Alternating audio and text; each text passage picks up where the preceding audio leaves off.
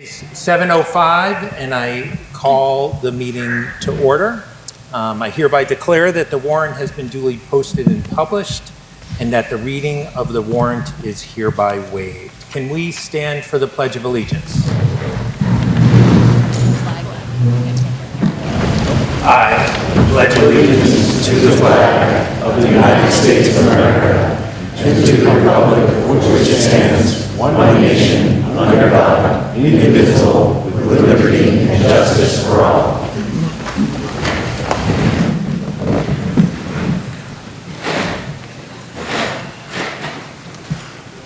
Thank you. As is our custom and tradition, we take this time at town meeting to honor those who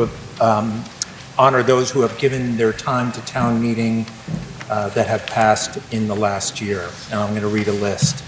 Helen Brule passed March 31st, 2025. William Slattery, April 10th, 2024.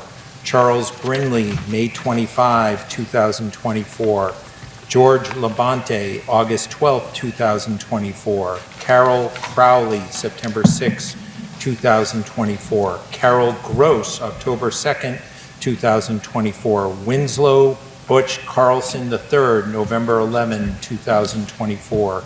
James Shruhan, November 17th, 2024. Louis Drosty III, November 27, 2024. Maria Conley, December 13, 2024. We could have a moment of silence.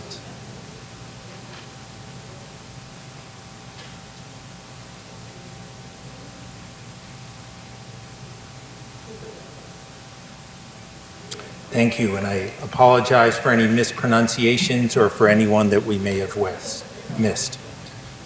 If you'll indulge me for a second, we all in Norfolk about just a week ago experienced a spirited election season. In a day and age when misinformation and incivility are just a click away, it was great to see so many good people stick their neck out and run for office. And it's so great to see all of our town officials and all of you here tonight at this legislative session. Let me introduce some of the players here tonight. To my immediate left, we have Carol Green, our town clerk, Rebecca Teft, our assistant town clerk. Our select board is Kevin Roach, our chair, Anita Mecklenburg, and congrats and a hearty welcome to our newest select board member, Thais Hickman.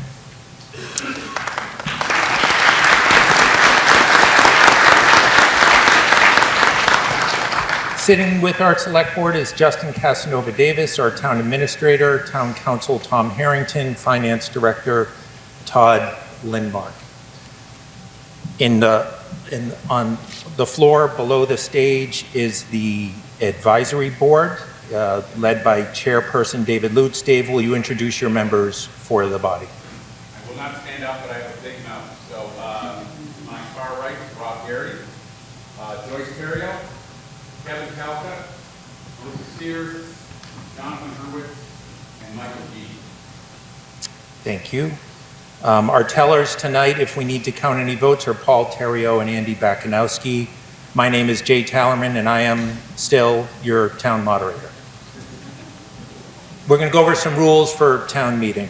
We are governed by town meeting time, which is a manual on town meeting practice in Massachusetts, and some local bylaws that we have.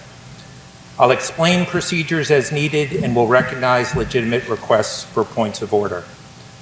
Motions will generally be made by the advisory board, but we may make some exceptions with the consent of the body. The articles in the warrant guide our discussion, but it is the motions that we will debate. Sometimes a motion will be to adopt the action contemplated in an article or as shown on the screen, but sometimes it will be a little bit different. But again, it's the motion that matters and what we'll be debating. Sometimes you'll hear a motion for indefinite postponement, which is a common motion. That's essentially a motion to kill an article, to take no action on it at this meeting. That can be offered either in the first instance by the advisory board or at any point during the debate, and it is not debatable, and we will immediately take that to a vote. Those who make the motions will generally have the first opportunity to explain the motions. Any debate and any subsidiary motions must be within the scope of the article. That is, it must have a reasonable relationship to the matter being discussed. This is not the public square. We have work to do, and we should confine our debate and discussion to the legislative agenda, which is the town meeting warrant. If your comments stray or if debate strays generally, then I may ask you to stop or I may redirect you to the matter at hand. Motions and motions to amend generally must be in writing, provided that if it's a ministerial or clerical correction, I will accept a friendly amendment without the formal vote of the body. Will help with procedure. If you think you have a motion to amend and you want to do it, please come to the mic and express it. Between myself and Carol, we can generally figure out the right language and walk you through it. If we have to take a short break to do that, we will do that if that's what you want to put forward. We will generally go in order, except that for tonight, Article 33, we're going to hear directly after the budget because it concerns a budgetary matter, and Article 34 is going to be grouped with the other zoning bylaws, and we'll hear it after Article 26. If you otherwise want to change the order, you have to make a motion to do that. You may speak only when recognized by me. If you want to speak, come to a microphone. If you're unable to do so, raise your hand and we'll get a mic for you. I'll try and balance discussion as best I can. I may ask for someone that has something new to add. Everyone has a chance to speak on a matter, but at a certain point, we may want to avoid repetition. You have a max of 5 minutes the first time to a microphone, 3 minutes for the second time, but don't be surprised if things are getting repetitive that we ask to move it along a little bit. I may allow someone to speak with new info or to ask or answer a question a third time, but by bylaw, I may limit you to just 2 times. I hope we can continue to have a spirited debate and that this meeting both supports and challenges the issues that are presented. However, no personal comments, all comments must be civil and respectful. And this town meeting wants to hear your opinions, but I may not allow you to state what someone else's opinion is or what someone else has said. If comments stray beyond the limits as I've noted, or if there's a disruption, I may ask you to stop. If folks are overly disruptive, they may be asked to leave. We have a whole bunch of local officials here. Between myself and them, we will try and get any questions answered if they are relevant to the subject matter. For those in the visitors section, you may speak when the moderator asks you to speak. We have some budgetary items, and as a matter of course, we always ask the schools to speak. We have planning staff that will always have an opportunity to speak on zoning, and DPW, fire, police. That is typical, but generally wait until you are recognized. If anyone wants to film the meeting, they must let me know, and I will approve the means and location of the film. I will ask for a voice vote on all motions, no shouting. If I cannot discern the result, I may ask for a show of hands, just one hand. If I still cannot discern, we may have the vote counted. I do respect a call of the question or could be a motion to cut off debate. I will respect that it is a 2/3 vote. And if there are people lined up at the mics, I may allow them to speak. If I think that that motion is premature and made to cut off other people from the opportunity to speak, I may not recognize it, or I may hold it in abeyance for some time. Similarly, if I'm hearing a lot of the same comment, I may cut off debate as well. I will generally ask the body if they're ready to vote, if that is the case. There is a bunch of handouts available. I hope you all have them. They will be important, especially for when we're talking about the budget. And before we get started, I wanted to give the chair of the select board, Anita Mecklenburg, a chance to offer some comments. Thank you.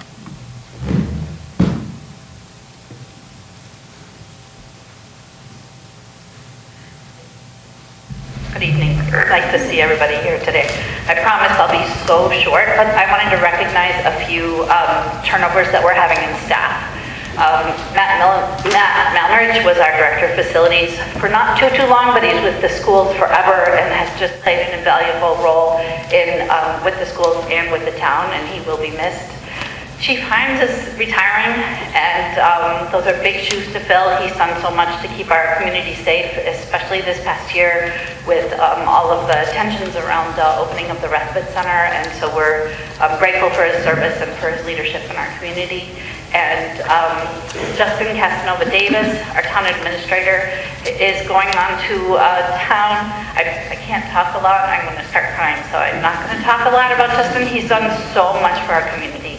He has pulled our town employees and really begun to build a beautiful culture in our town hall, and really done a lot for our behind the scenes to clean things up. We're a small town, and sometimes in a small community, everything can be a little bit piecemeal, and we've really done some nice work cleaning things up and tightening things up, and he's been an amazing partner to the board, and so he will be missed. And yes.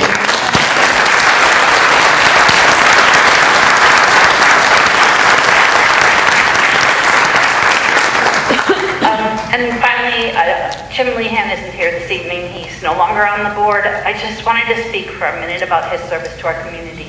Whether you agree with what he does or disagree with what he does, he has served this community for literally decades. When he was first on the board, we were not besties. He has different views than I do, and we both really grew to a place where we listened and grew to respect each other, and it's how you want leadership to be, where you're partnering with people with different views from your own.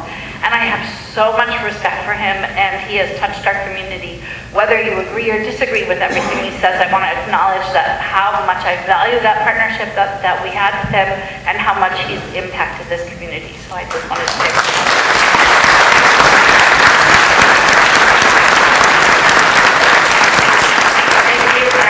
looking forward to a wonderful town meeting. Thank you for being here. It means a lot.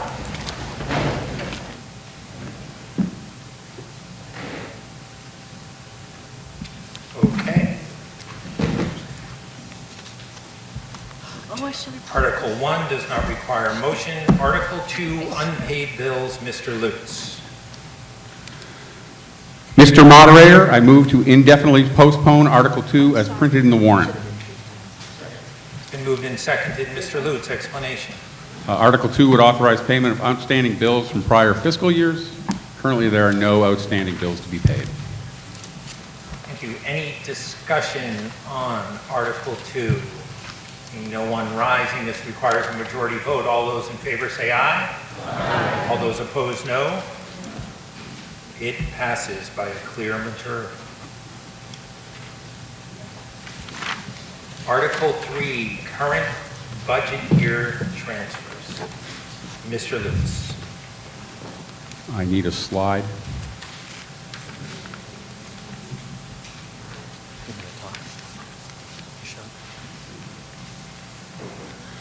Mr. Moderator, I move that the town transfer the sum of $371,352.08, of which $236,352.08 is transferred from free cash, $115,000 is transferred from ambulance receipts, and $20,000 is transferred from the opioid abatement stabilization fund to be added to departmental budgets and appropriations from the current fiscal year as shown on the screen. Thanks. Been moved and seconded. Mr. Lutz. This article would authorize transfers within town government to cover expenses that have shifted since our approval of the budget in May of last year. And Mr. Lindmark, our finance director, would like to say a few words here. So on the screen you see the various sums of money that the transfers are coming from, which is the free cash, ambulance receipts, and an opioid stabilization fund. We did have a few transfers for the fire department, especially for the EMS supply line, as well as their salaries for overtime that's been incurred over the past year. That was $9,000 and $20,000 respectively. And then every year, typically, good years, bad years, we do have to cover for snow and ice expense. This year, that total came to $207,350, $208. We have a couple of items, again, that are specific, funded from ambulance receipts and opioid. The ambulance, which is a 5-year program, the debt for that payment is $115,000. And then the select board going to transfer $20,000 for them to utilize to then expend towards opioid uses. Thank you, Todd. Any questions? Yes, Mr. Diamond. Yes, Name- Mr. Moderator, name Peter and Diamond, address, at least the first time you come up. 84C Conk Street, Norfolk. Could I have an explanation on the snow and ice budget? Is the $207,000 the full budget for the whole season, or is that to cover excess of something we funded earlier? Mr. Lindmark? Yeah, so the, you hear me now? Okay. So we annually budget $250,000. We have to annually budget at least $250,000 a year in order for us to be able to expend beyond that per Mass General laws. So we budgeted 250, we spent the 250, we spent another 207 on top of that, which is the transfer that's going into there. Thank you. Mr. Diamond, just for illustration, snow and ice is one of the very few things where we can deficit spend as a community. So that's why this is a typical item for a budget transfer at this time. Yes, I just wanted to know the total for the season. Thank you. Excellent. Any other comments on or discussion on Article 3? Seeing none, this requires a majority vote. All those in favor say aye. Aye. All those opposed, no. It passes. Article 4, collective bargaining agreements. Mr. Hurwitz. Mr. Moderator, I move to approve the funding of the following collective bargaining agreements between the town of Norfolk and the Norfolk Police Officers. Is that mic not working down there? Better? Yeah. All right, I'll start again. Mr. Moderator, I move to approve the funding of the following collective bargaining agreements between the town of Norfolk and the Norfolk Police Officers Bargaining Unit, effective July 1st, 2025 through June 30th, 2028, and the International Association of Firefighters, AFL-CIO Local 4134, effective July 1st, 2025 through June 30, 2028. That's seconded. Mr. Hurwitz. The Advisory Committee recommends approval of this article. State law requires that collective bargaining agreements be submitted to town meeting for approval in order to fund them. Since the posting of this warrant, the town has settled negotiations with both the police and fire unions. The Advisory Committee took a formal vote immediately prior to town meeting and recommends approval of this article. Thank you. Any questions, comments on Article 4? Seeing none, this requires a majority vote. All those in favor say aye. Aye. All those opposed, no. It passes unanimously.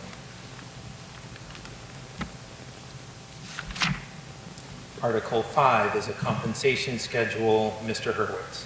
Mr. Moderator, I move to approve Article 5 as printed in the warrant. Mike, Mr. G is going to be doing all of our seconds tonight. Let's get used to it. Mr. Hurwitz. The Advisory Committee recommends approval of this article. This article proposes a 1.75% cost of living increase effective July 1st and an additional 0.50% increase effective January 1st for non-union town employees.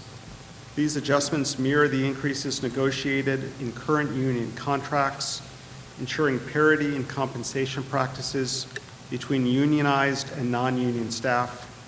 The town has historically supported equitable treatment in COLA adjustments. Thank you, Mr. Hurwitz. Any questions or comments on Article 5? Seeing none, requires a majority vote. All those in favor say aye. Aye. All those opposed, no. It passes unanimously. Article 6 is our omnibus budget. Before we get a motion from Mr. Lutz, I'm going to describe how we do the budget. And there's going to be some important slides that are up here. So first, we're going to hear a motion, and then we're going to hear a comment from the advisory board, from the town administrator, then from Norfolk and KP schools.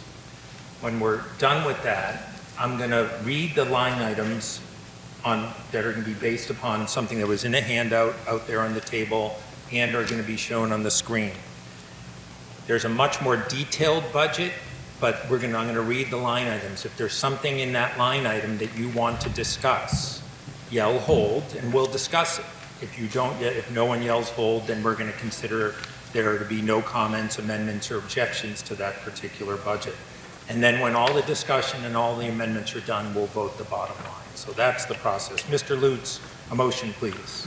Mr. Moderator, I move that in accordance with Massachusetts General Laws, Chapter 41, Section 108, the town fix the salary and compensation of the elected position of town clerk at $97,272 and 97,272 and 76 cents for the fiscal year commencing on July 1st, 2025, and further to raise and appropriate the sum of $55,159,498 for a general fund operating budget, and to meet said appropriations by a transfer of $40,000 from ambulance receipts, $1,102,007 from free cash, and to raise the sum of $54,017,491 from the FY 26 tax levy to defray the departmental and incidental expenses of the town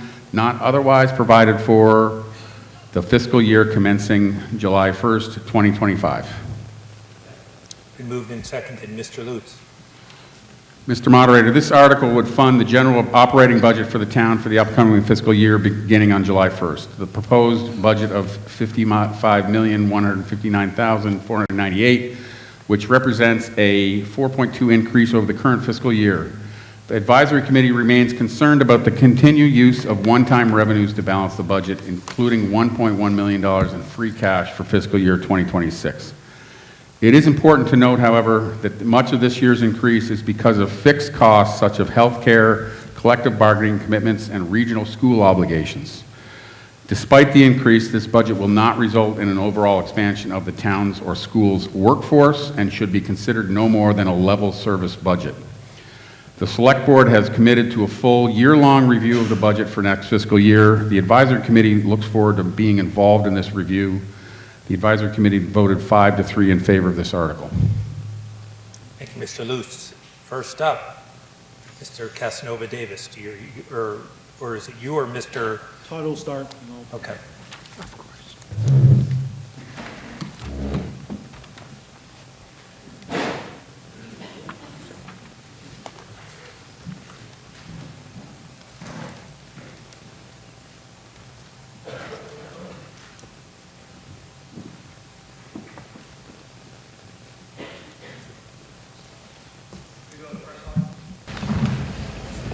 Okay. So during the process, we start typically in the fall, right after fall town meeting, with the process of setting the budget for the upcoming year. During the fall town meeting, you guys approve a lot of the capital items. Those capital items are typically done in the summertime, going into the fall, and then we start with the operational budget. The schools, typically the timeline is pretty much similar to ours. They start probably a little bit earlier. It's a long process. It's vetted by multiple departments. Advisory has reviewed it. Select Board has reviewed it. So what we've come up with, I'd like to show you a couple of slides here. The revenues, where do we get them? Tax base. That's comprised of the tax base, which is the property taxes on your houses, the assessments. Each year, we're maxed out at 2.5% increase based on Proposition 2.5, plus any new growth. We anticipated new growth of about $600,000 this year, which is a little bit of a drop from last year where we budgeted $650,000. So we're looking at about $40,837,000. Local receipts, those are typically excise taxes, meals tax, the receipts that we receive based on local opportunities that we have available to us. Reviewing those, putting them in a trend analysis, and looking back 3 to 4 years, we've gone through and made some changes up and down. There'll be a slide a little bit later on. where we've identified what those changes are on the revenues. But for the most part, local receipts increased from $4,137,000 last year to $4,470,000 this year. State aid is the money that we receive from the state, which includes Chapter 70 monies, as well as some unrestricted monies that are from the state and other monies that are the revenues that the town receives. So last year we had $4,659,000 from the state, and I'll show another slide where the line items for the revenues for the state are listed. That amount for this year is going to be $4,845,000. Other funds, basically, is going to be transfers. Last year, we had some monies that were from ARPA. We had a balance of about $195,000, and then $40,000 of that we used from ambulance funds. So that was the $235,000 from last year. This year, we have $48,000 of ambulance billing that we're going to be receiving for the revenue on that. And then the other is the free cash. Last year, we spent $605,000. And as you just heard, we're going to be proposing to spend $1.102. That's in order to come to a balanced budget based on the level of services that we're anticipating. Overall, the increase from last year to this year for the revenues is 4.92%, or a change of just over $2.4 million. Next slide. As I indicated, state aid, these are the line items for the state aid and what we were receiving. You see 25 numbers from last year and 26 numbers that we're anticipating. Again, this is not a finalized number. The governor, once they do finalize the budget numbers, typically the trend is a little bit higher than what is budgeted for. A lot of times what happens is at the fall town meeting, we'll make a transfer to help out the schools with any differentials there. But what was anticipated, $185,738 in total for the change, or an increase of about almost 4%. Next slide.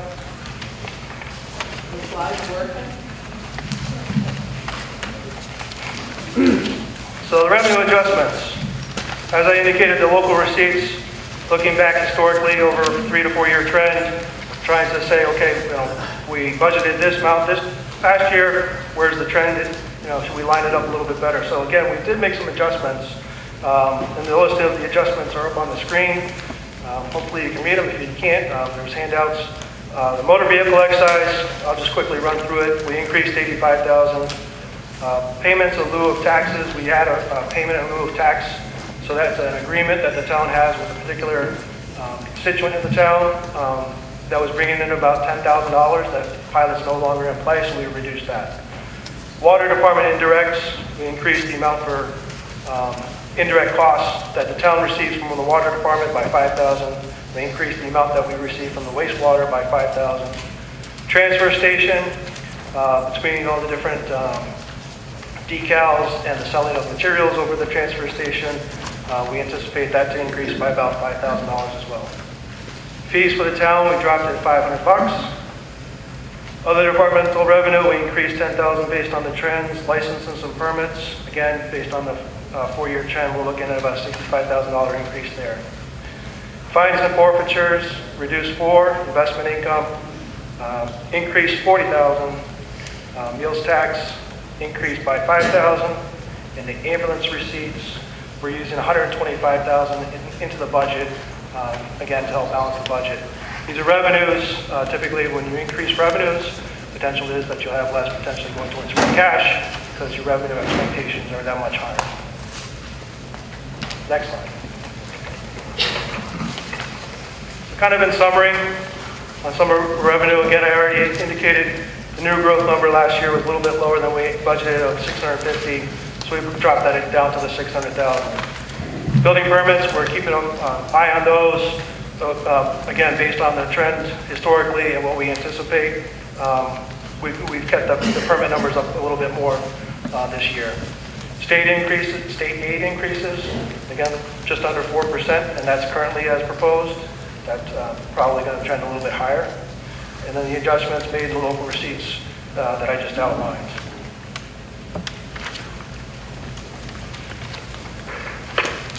Next slide. And on the screen is the proposed budget broken down by function. General government, which basically covers a lot of the town hall facilities, land use, building department, treasurer, collector, finance, town administrator, things of that sort. Public safety, that's coming in, I'm sorry, the general government is at $3.8 million. Public safety is just a little over $6.8 million. Public safety includes fire, police, as well as building department. Education, which is a major driver for our budget. That includes our local schools, plus King Philip's assessment, Tri-County's assessment, and Norfolk agricultural assessment. That's $28 million for. DPW total costs, you notice that's about $2.5 million this year. Human services, which includes COA, or the Council on Aging, I'm sorry. That's budgeted at $264,000 this year. Culture and recreation, which is the library and recreation departments, that's $896,000.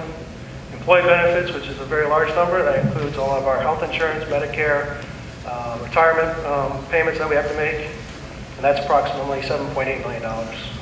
Debt service within the limit of $627,000, and then we have exempt debt of $3.8 million, which you'll notice that has been reduced from last year, and it's on the trend of going down. In total, budget ask is $55,159,498.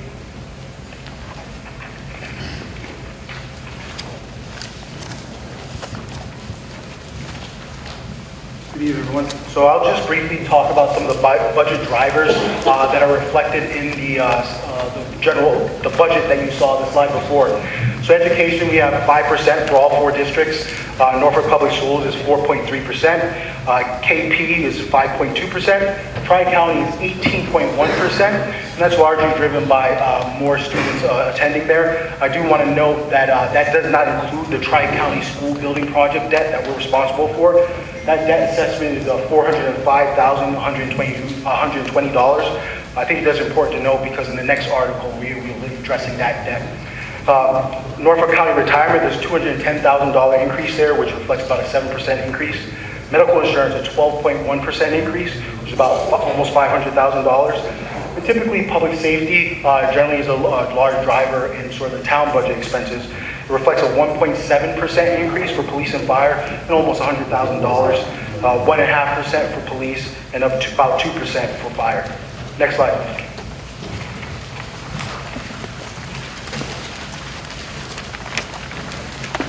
I'll briefly just discuss the MPS school appropriation. Dr. Olardi will provide more detail regarding that. But the budget that the school committee is presenting as well is aligned with the budget presented by the town, which is 4.3%. The next slide will highlight some of the additional expenses that are part of the town's budget. Those expenses reflect about a 5.7% increase, and those are reflected in the town budget. I just want to note, typically in fall town meeting, the town will appropriate additional funds received as part of the state budget process. So right now, the House as well as the Senate budgets increased Chapter 78. So if that does occur, then that will be reflected at a fall town meeting transfer. Last year, it was about $70,000 that we did a transfer there. Next slide. I won't go through all of these elements. I think it's just important. We've shown these the last few years because we've been asked about this. What are some of the additional expenses in the town budget? In the handouts that you all have, there's facilities costs, there's some medical insurance costs, longevity costs, and so forth.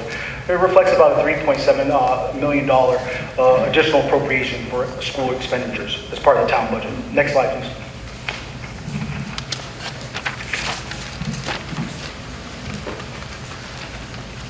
So just highlighting some of the fiscal year 26 budget. The town maintains several reductions in personnel from previous budgets that we had. They include the fire department executive assistant, building assistant, building inspector, making that a part-time position, executive assistant. On the DPW budget to a highway position. This budget also reflects some additional reductions in personnel. It was in labor in the transfer station and a patrol officer in the police department. It's important to note these positions. These are positions that ultimately are vacant positions. We've been very strategic about holding positions to try to come with a responsible budget for the town. And try to minimize the impact that we have on the community. I do want to point out some other sort of important facts I think to understand. Our overall operating budget increase is 4.8%. But on the town side of the budget, if you exclude education and fixed costs such as debt and benefits, which we don't control, it's a 1.45% increase for the town. That includes COLA, collective bargaining, the article you approved before for police and fire. It's incorporated in the budget that we have. I think we've been very conservative and very fiscally responsible there. Including fixed costs such as debt and benefits, but excluding education, it's about a 4.46% increase. And then when we include everything, it's a 4.2% increase when we include the exempt debt. Next slide. So I think we've heard this, this is now my third budget with the town. The budget climate has been difficult. We've indicated this pretty much every single time. Moving forward, this is going to be extremely difficult for the town to budget in this manner.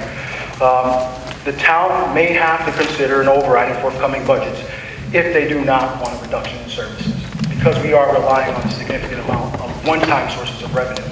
In our previous budgets, we've utilized ARPA funds, we've utilized Special Education Stabilization Fund, as well as free cash. Last year was almost $900,000 of one-time sources of funds. This year is about $1.1 million. So as we indicated before, when you have these non-recurring sources of funds, balancing the budget leads to long-term budgetary issues. And that's the situation we've been grappling with for 3 years. I do want to note, though, this past year, the town realized its highest level of free cash certification. It was almost $3.3 million. And the reason why I highlight that is because of strategic decisions we have made. We've been conservative with our budgeting practices, trying to, as Todd mentioned before, with local receipts, not increasing too much so we can realize some free cash. Not filling some vacant positions strategically when they do become vacant. And prudent budget management by our departmental staff has helped us achieve this result and helped us prepare for this difficult financial situation we're in. I think, as you all are aware, if you look at surrounding communities, there have been multiple overrides by other communities. This town hasn't had to do that in these 3 years. And it's because of the budgetary decisions and the prudent fiscal management with select board, departmental staff, advisory, and you all. This town hasn't had an override since 2006. And the nature of Prop 2.5 is that towns eventually do have to look at an override.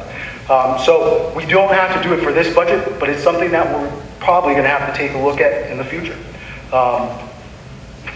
And so, I also on this slide, I wanted to give a breakdown of where our free cash is as of this moment. We have $1.7 million in free cash. If we account for the budget transfers that we did in Article 3, it's $236,000. If we account for the $1.1 million we're proposing to utilize to balance the budget, it's about $1.3 million. If we do that, we will still have free cash available of about $384,000. Next slide, please. So the year ahead, what we'll do is we'll continue to review the state-adopted budget and advocate for additional state aid. The state has realized additional aid in the millionaire surtax, so we're going to try to advocate that. We did secure some earmarks potentially associated with that. We're going to advocate for additional unrestricted government aid. The governor's budget proposed 2.2%. I think the House budget lowered that figure, and so we are advocating for a higher figure there. And we're also advocating for additional revenue for Chapter 78 in the formula there. Norfolk and other communities who tend to be minimum state aid communities, we're trying to get to the $150. And obviously take a look at the formula, where more of the aid goes to sort of what are called gateway cities. So we're looking for reform there. So we'll advocate for that. We'll work to finalize the Clear Look module, and this year I'm proud to say that with our departmental staff and with the finance team, we're going to release a budget book, which is going to provide a lot more information, give you more in-depth information, even beyond the detail sheets that you have out there. We'll release that in June. We'll continue to monitor and review revenue and expenditures to ensure we remain on track and we hit the targets that we're expecting. It was mentioned before, the town is going to host budget meetings with our school partners, department heads, the advisory committee, and our residents, much earlier in the process than we typically have done. We've slowly done it early. We had December financial forecast. We started that last year. But I believe the select board has committed to starting an earlier process so the town collaboratively can find a way to balance the fiscal year 27 budget, whether it's looking at reductions in staff, whether it's looking at providing an override, we want to engage with you sooner rather than later, and that's what we will do. And then the town needs to determine how they will fund the Tri-County debt we are responsible for. This is a debt that the town did vote to support this project, and this year we're proposing to utilize our stabilization fund to pay for that, but that is not sustainable and that's not a long-term answer. So we do have to look at that. And then we'll also collaborate with our union and our staff to evaluate opportunities to realize cost savings where we can. We've had really cordial and very good collaborative relationships with our unions to settle on fair collective bargaining agreements. We'll also look at healthcare. As you saw, there was a 12.1% rate increase. That's not sustainable for the town, but it's also not sustainable for our staff either. So we'll look to collaborate there and see what savings that we have. Next slide. And this last slide is just a historical budget to show you what the Norfolk budgets have been since 2003. It outlines some various proposals for Prop 2.5. Two have failed, and one has passed, as I mentioned, in 2006. But generally, our average budget from 2003 on is about 4.32%, which, as you heard before, our proposal is generally in line with that. And that's in a tough fiscal climate, as I mentioned. A lot of other communities, as you all are aware, are going for overrides. I feel very proud of the work that we've done in presenting this budget, and I appreciate collaboration with everyone.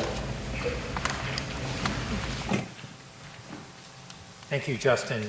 Dr. Alardi, would you like to talk a little bit about Norfolk schools? Do you have my slides as well? I don't, but I imagine Justin someone does. does. Okay, so if we can go on to the next slide. In the other direction. First of all, thank you. I'm Ingrid Alardi, the superintendent of the Norfolk Elementary Schools, joined tonight with several members of our administrative team, Victoria Saldana, Miriam Goodwin, and later speaking tonight, Kim Swinard, our new facilities director, as well as members of the Norfolk School Committee, Lisa Sheldon, chair, Medora Champagne, vice chair, Lauren Vives, and Peter Schwal, who were the members of the budget subcommittee. So I will provide a high-level overview of the Norfolk budget. If anybody's interested in more information or more detail, we did present to, we held a public hearing on the budget in March, as well as a presentation for the advisory board, both of which were recorded by Norfolk Cable and are available on NCTV. Great. So as Justin framed earlier, it was a difficult budget year. The past several years have been very difficult. Whenever we are developing our budget, we're guided by our mission and our vision statement. We try really hard to make decisions that are going to preserve the integrity of our educational instructional programs, protect our teaching positions, and have the highest return and yield for our students. Next slide. Education across the state is facing many different budget challenges. Since the COVID closure, we've seen rising costs for behavioral and emotional supports for students, work that we have been doing in terms of closing academic achievement gaps. The hiring landscape within all of education has changed dramatically. We are seeing salaries become more competitive, and we've had to make adjustments to stay in line with the market. Additionally, in Norfolk, we are also seeing significant growth in enrollment, which we've talked about many times before, and that also comes with accompanying costs with additional teaching staff, increasing support staff, as well as art, music, physical education, and other programmatic impacts. Next slide. We've shared this slide before, but again, this is just a 10-year history of education in Norfolk, looking at enrollment. H. Olive Day, our lower elementary school, which is a pre-K through grade 2 school, has increased by 123 students over the past 10 years. At the Freeman Kennedy, we're up by about 67 or almost 200 students district-wide. Next slide. Chapter 70 aid, Justin already talked about. That is the vehicle that the state uses. It's the primary vehicle for delivering educational finance support to the municipalities. The money that the state provides goes directly to the town and is used to offset educational costs. Norfolk is a minimum state aid community. We are currently budgeting and hoping to see the $75 per pupil increase in Chapter 70 aid. We have heard, and we've been working, as the town has, to advocate for additional Chapter 70 revenue. Currently, they're talking about an $150 reimbursement per pupil. That funding, if that is increased, would go to the town, and we would come back to the town and fall town meeting for that additional appropriation. Oops, we're going backwards. Next slide, please. We also annually share, just for comparison purposes, the Department of Education identifies benchmark communities that provide like services and have like demographics. These are the communities that we compare to for academic achievement, for per pupil spending, as well as for any other kind of benchmarking that we do. You can see that per pupil spending in Norfolk is at the bottom of our comparison group. What I also want to highlight for you, if you see all of the communities that are shaded in green, those are communities that are spending under the state average per pupil. You will see that more and more communities are now falling in that under the state average. That is a direct result, as Justin said, of competitive grants and other sources of revenues being filtered to gateway cities. So we see more cities, all of the competitive grants for curriculum, for new materials, are targeted to districts that have high poverty, schools that are chronically underperforming. So Norfolk has not been eligible for any of that additional revenue that's come from the state. That is the situation in many of these communities, so it's getting harder and harder as smaller towns to access that and keep competitive in terms of educational funding. Next slide. Our 2026 budget request. As you probably recall, or maybe you don't, last year when we balanced our budget, we did have to use two sources of one-time revenue. We used $125,000 from our Special Education Stabilization Fund to offset growing costs in special education. We also used a one-time tuition fund, revolving fund, for students that had been tuitioned into the district to receive services to offset some of those additional special education costs. So $250,000 of our budget last year was one-time revenue, which put us in a situation, as the town is every year with using free cash, where we started in a deficit. As a result of that, a level service budget for the Norfolk Public Schools for this year would have come close to 10.1%. We recognize that that is not a number that the town can support. That would exceed the available revenue. Worked very closely with the budget subcommittee over the course of the entire fall and early winter to make budget reductions to try to come to a number that the town could effectively support. The 4.3% reflects probably about $900,000 cut out of the initial level service budget. It will allow us to meet contractual obligations for staffing. We do have to make a slight market adjustment to the salary that we pay for substitute teachers. We're having a very difficult time recruiting and maintaining substitutes. It will partially fund the adoption of a new math curriculum, which we are required to implement next year. The current program has sunset, is no longer available. It will also increase special education funding for transportation and tuitions for students. And it will maintain most of our class sizes within the school committee class size policy limit. Not all. Next slide.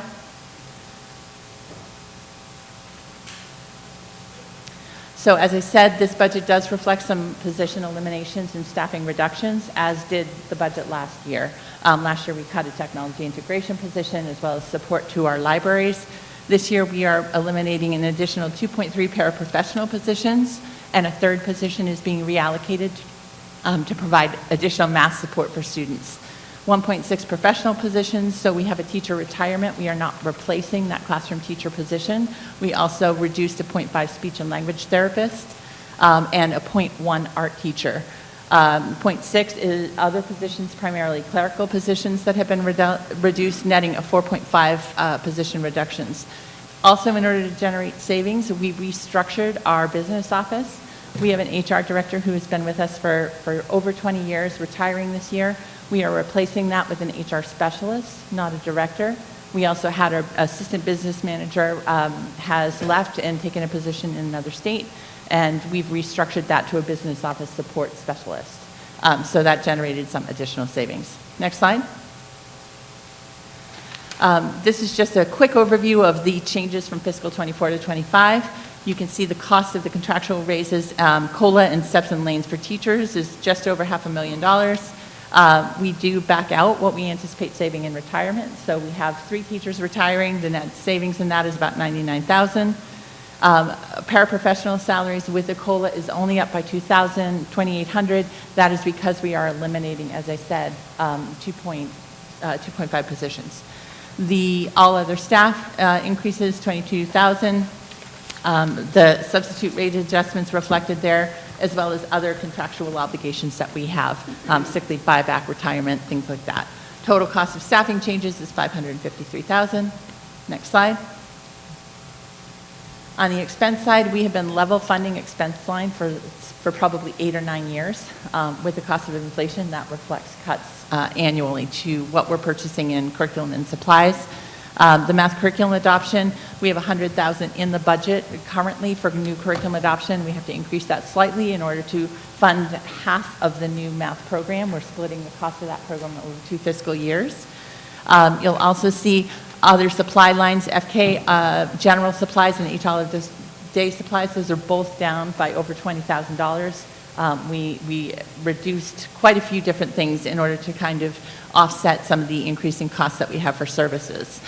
Special education instructional services up about $100,000. We are applying again $75,000 from our special ed stabilization fund. That in the next slide, I'll show you what's remaining in that, as well as circuit breaker reimbursement that we receive for special education reimbursement from the state. This year, we are applying slightly more than we did last year, so we have an additional $62,000 in reductions from stabilization and special ed circuit breaker. You can see the cost of transportation. That's the annual transportation contract that we have with Holmes is up, as well as special education transportation. District office supplies are down, and then you see some minor adjustments in technology, network, and facilities maintenance. Next slide. As I said, we are using another source of one-time revenue.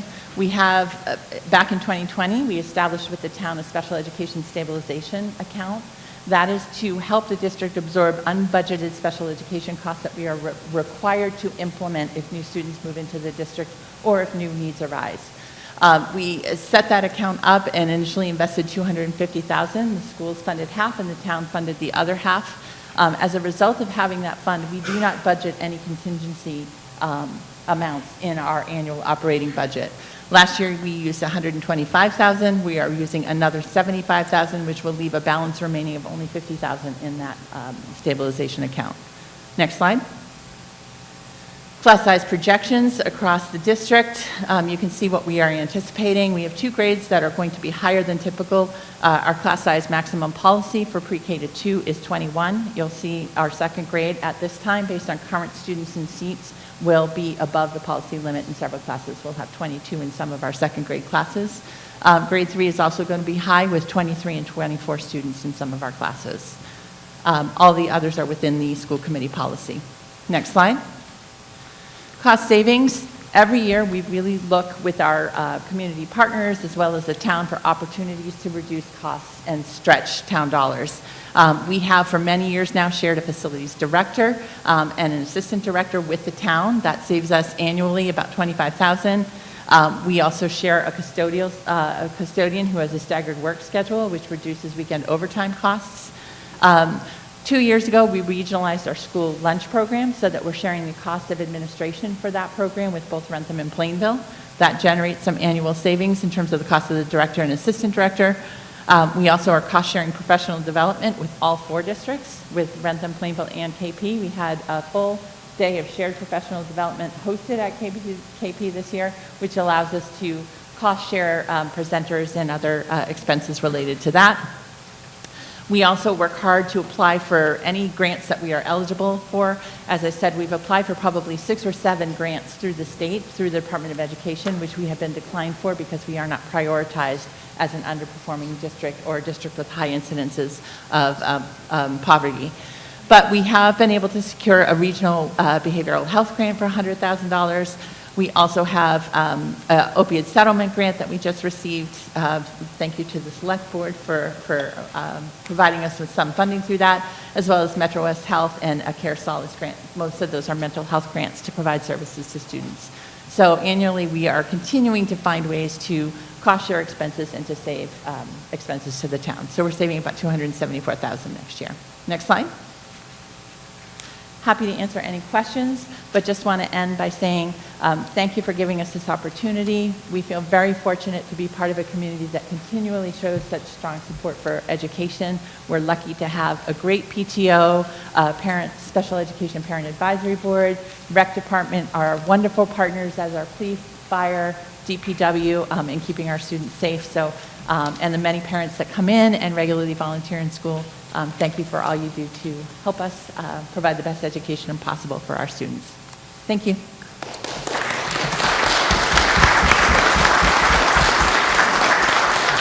Now we're going to hear from King Philip Schools. Hi, everyone. My name is Rich Trolle, Year 2 King Philip School Superintendent. I'm going to try to keep this under 5 minutes, so I appreciate your attention tonight. On our website is, I have like a 7-page budget narrative and even more slides, but tonight I'm just going to keep it brief.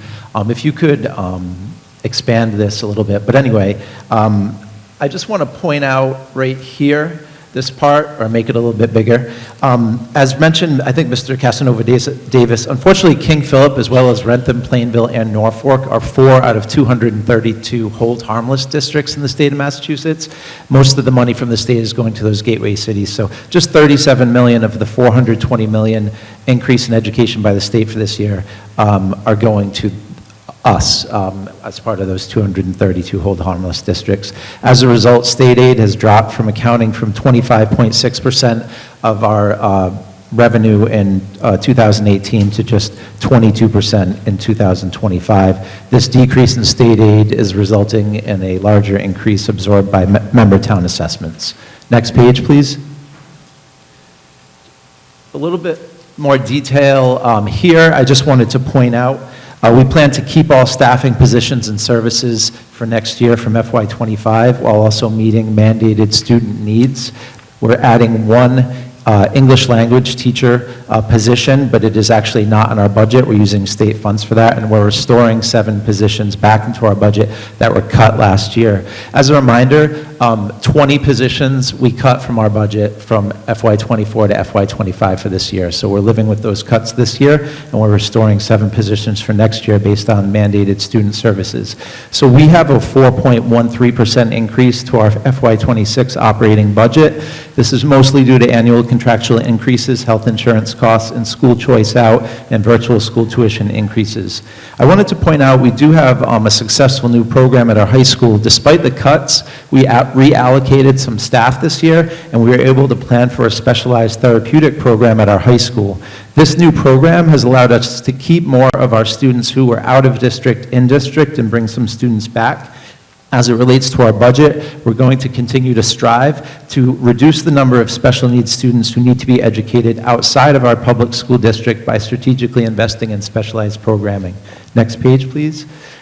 Like at the high, and I'm now on the top here. Like at the high school, we're adding a middle school special education teacher, actually restoring it. That's one of the 7 restorations, who will serve students who would otherwise require specialized instruction outside of district. The EL teacher was paid for by the state this year. We're keeping it for next year. It's not in our budget.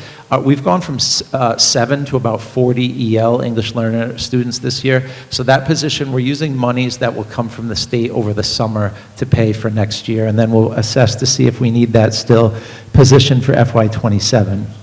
Next page, please.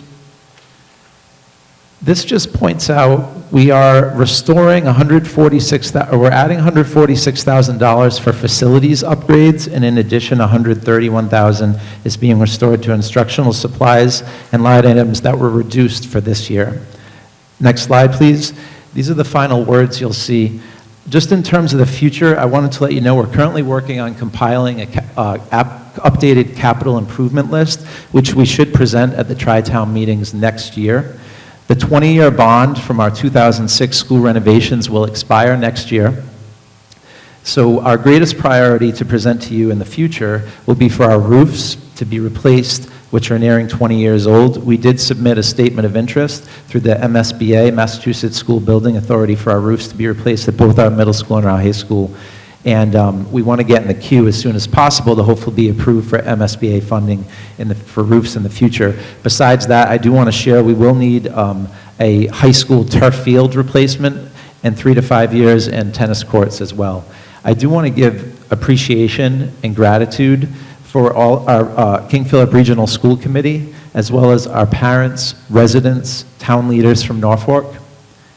We'll continue to serve our students to the best of our ability, and also do everything we can to support our students and families while making smart fiscal decisions, which our school committee, town leaders, and residents can support. Next slide, please. These are just 5 quick slides, I believe. Wanted to point out, this says here what I mentioned. State aid for our school district has dropped from 25.6% in FY18 down to 22% for FY26. That's a shift of more than 1.4 million, which is largely being absorbed by member town assessments. This 300,000 here is a slight change, and I'll talk about that if you can go to the next slide.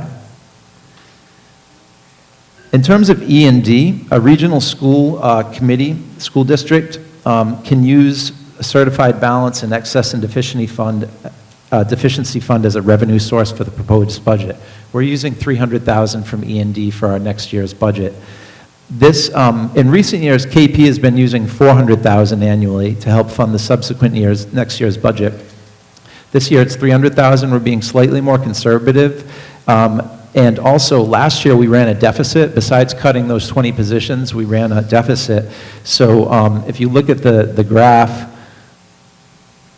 right there, you'll see our E&D dropped this year from 1.3 million to 960,000. That's down 342,000, the deficit from last year. We don't want to continue that downward trend, and we do want to aim to try to build our E&D back up closer to 3%, which would be 1.2 million. Our E&D can go as high as 5%, which would be 2 million for us, and that's, I believe, Tri-County, for example, has E&D all the way at the 5% max. Next slide, please. These are the positions we are restoring. The EL teacher is not in our budget. We're using state funds. 5 teacher assistants, a special education teacher at the middle school, and a speech language pathologist. And there's the instructional supplies and services and facilities upgrades. Those positions are all to meet mandated student needs in their IEPs, students on special education with IEPs. Next slide. Just 2 slides left. This highlights, we did have a reduction this year, which was in 526,000 out-of-district special education tuitions. Reduction in healthcare.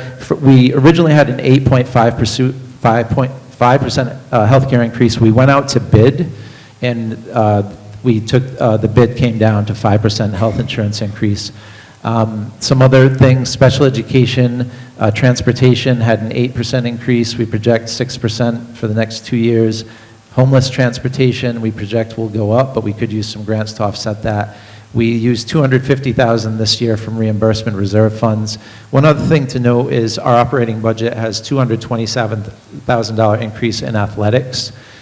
Previous years, KP's been using athletic revolving accounts, and as the costs have gone up, that's now depleted, so we raised that in our operating budget. We did not want to raise user fees for parents, as they already have user fees for sports at KP, which I believe is the 2nd highest in the Hockomock League. Last 2 slides. Next slide, please. This just shows Norfolk, Plainville, and Rentham. Our Norfolk, it's 5.19% increase this year, even though our increase for KP was just 4.13%.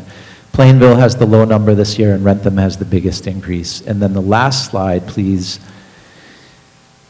Here's the pattern for the last 8 years. Here you will see the 4.13% increase in our budget, and how that translated for Norfolk 5.19, Plainville 0.25, and Rentham 8.13.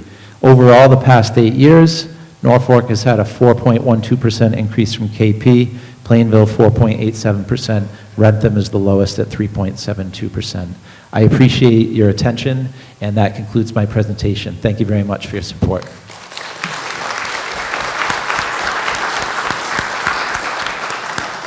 Thank you.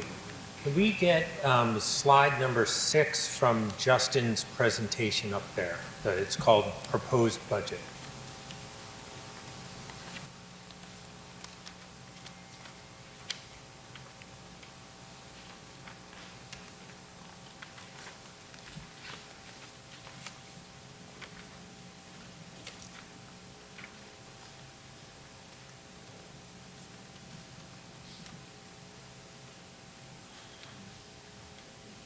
There we go.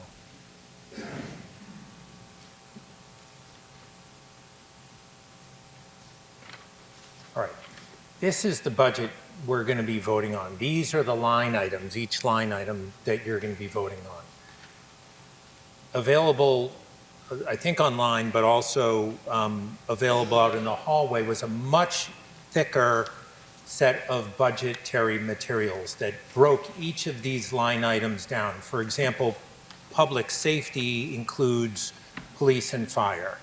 DPW includes a number of different things. General government includes a number of different things. That's the fine detail.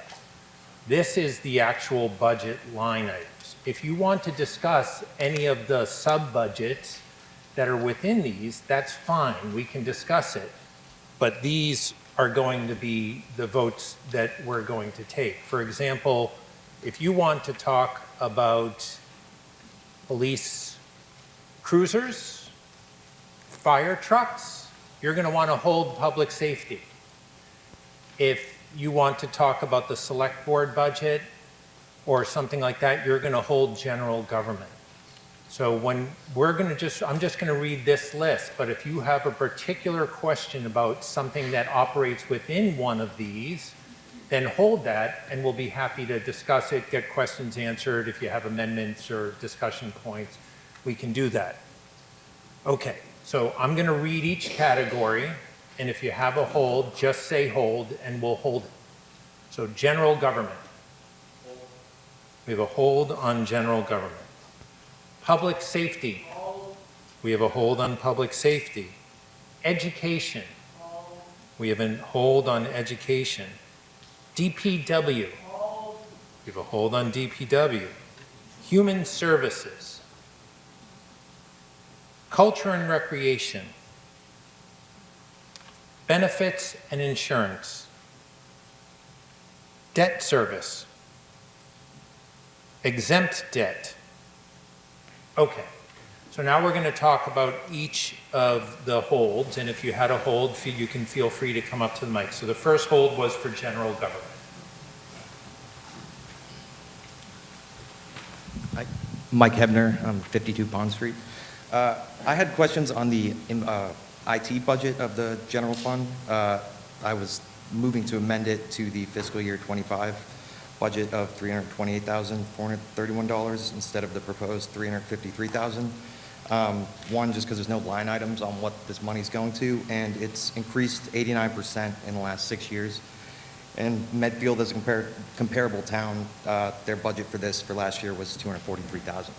Okay, so if you have a motion to amend, then you would be amending the whole of general government by that amount. That doesn't mean, and I'm just telling you, that doesn't mean that it's necessarily, we try and honor what the amendments are for, but it doesn't necessarily mean it's going to go to that micro or sub-line category. Mm-hmm. But I think there's probably folks here that can also answer any questions you have as to why the number is what the number is. So do you have an amendment to general government? Well, then yes, I moved to,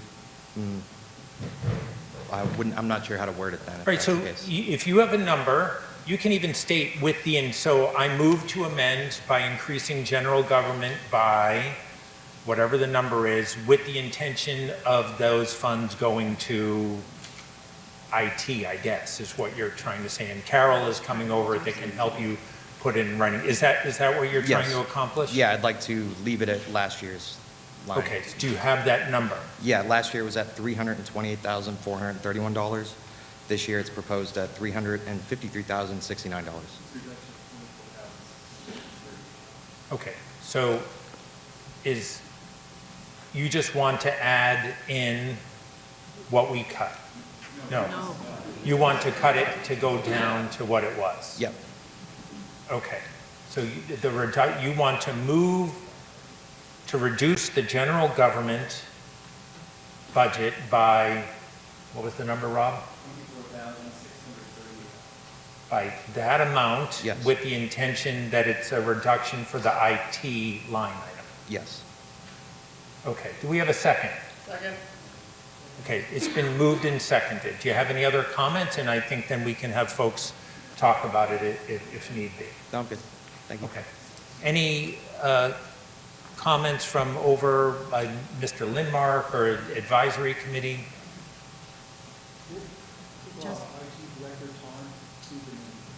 Sure, if we could have IT talk about it.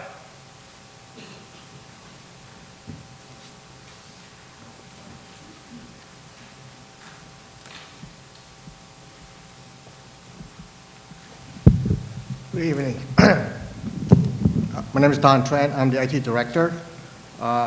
The increase that we are asking for this year, a lot of them are coming from cybersecurity, and there's a lot of activities going on.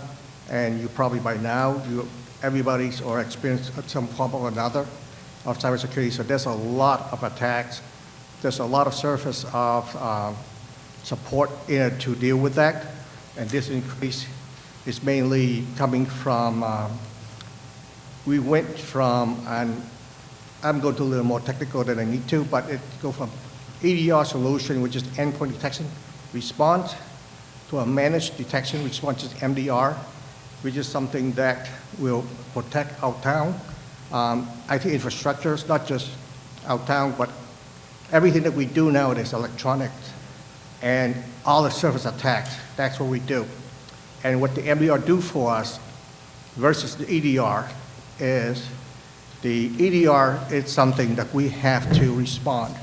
The MDR there is a service behind the scene that can respond to it immediately, comparing to something that we have to respond. So if we have a ransomware attack, the MDR solution will be able to shut it down quickly, and the service will immediately tell us to respond to it.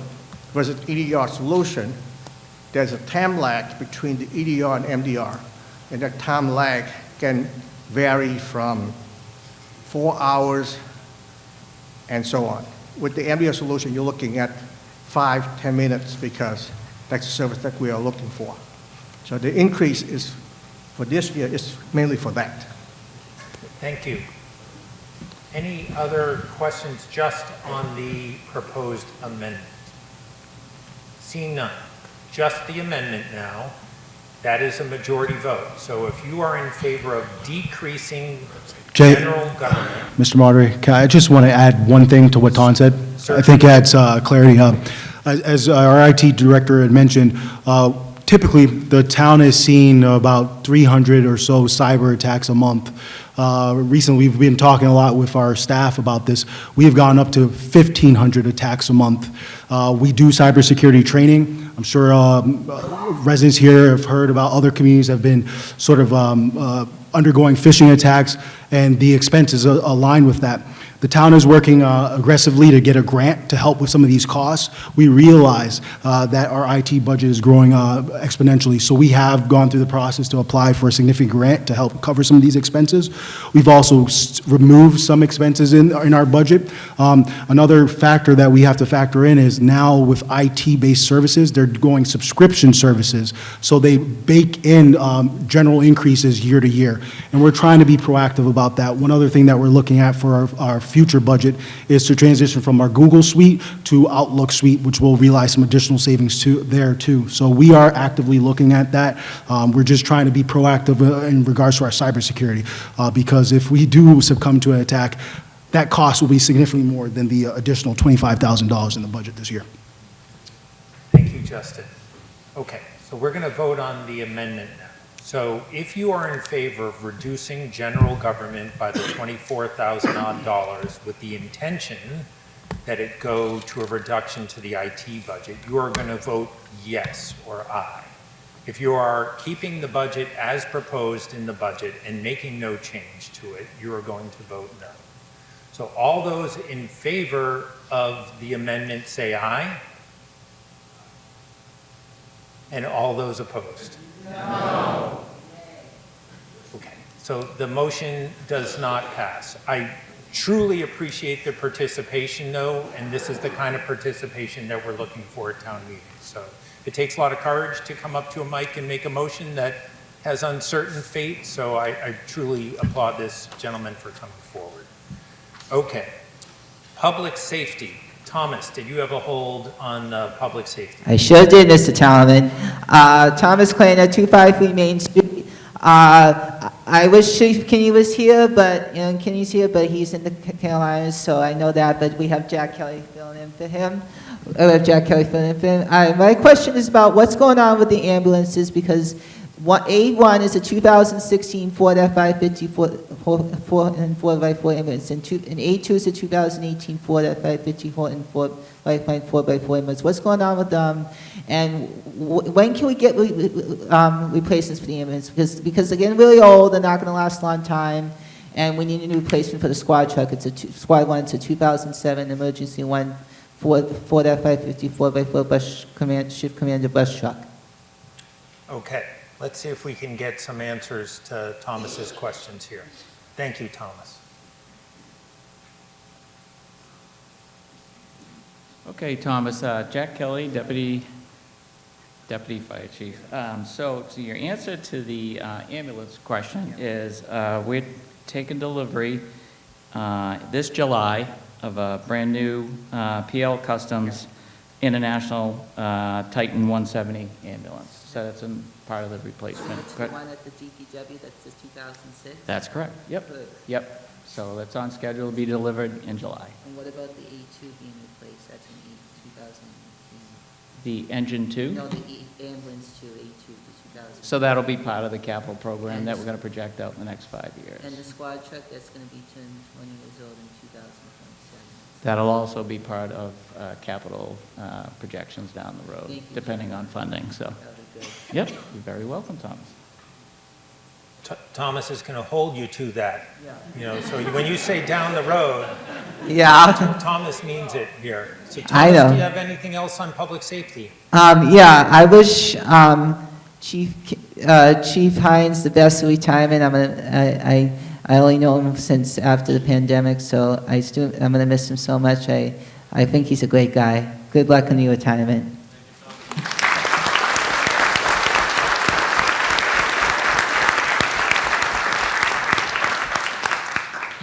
Anything else on public safety? Okay. Education. We had a hold on education. Mr. Smith.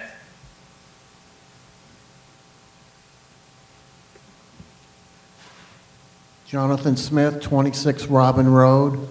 I'd like to know from the local committee and KP, any effect of federal possible reductions in aid or other funds that they get, and what they would do if they are reduced. Dr. Alardi, why don't you go first if you have anything? So we'll go with KP then. I can speak for both of us, but correct me if I'm wrong. We don't, through you, Mr. Moderator, at this time, we don't project any federal cuts impacting our education locally. We have some federal monies primarily through Title I, Title II, Title IV, and for special education. So nothing that we have learned or heard has indicated that those cuts will impact us at the local level. Perhaps I've heard Title II with professional development, which is not a huge amount of money, but I don't know if you want to chime in. But yeah, so it's a wait and see, but at this time, we're not projecting cuts based on if there's federal cuts to education. Thank you. Fingers crossed there. Anything else on education? Okay, so we are moving along. DPW. Thomas, do you had a hold on DPW? Yep, I certainly did, Mr. Moderator. Just want to mention that I know everyone knows this, but Bill Rivera, his last day is Friday, the Assistant DPW Director. He's going to get a new job at the Bellingham DPW, and I wish him luck. Me and Barry have been friends for 4 years since after Bob McGee retired, so I wish Barry the best. I miss him so much. My question is, are they going to fix any roads this year? Because Cape Cod Estates is really broken, and hasn't been paved in a long time. And are they going to pave the roads in the town center at the by the Liberty, Independence, and Union. My other one is Cleveland from 42, house number 42 Cleveland to house number 45 Cleveland. The other one's the Bird Roads, Pheasant Hill Estates, Chickadee, Spell, Oakview Trail, Mountain Rock Ridge, and Foxhorn. Boy, can you fix Cape Cod Estates, please? Are you going to fix it this, please? You really need to. And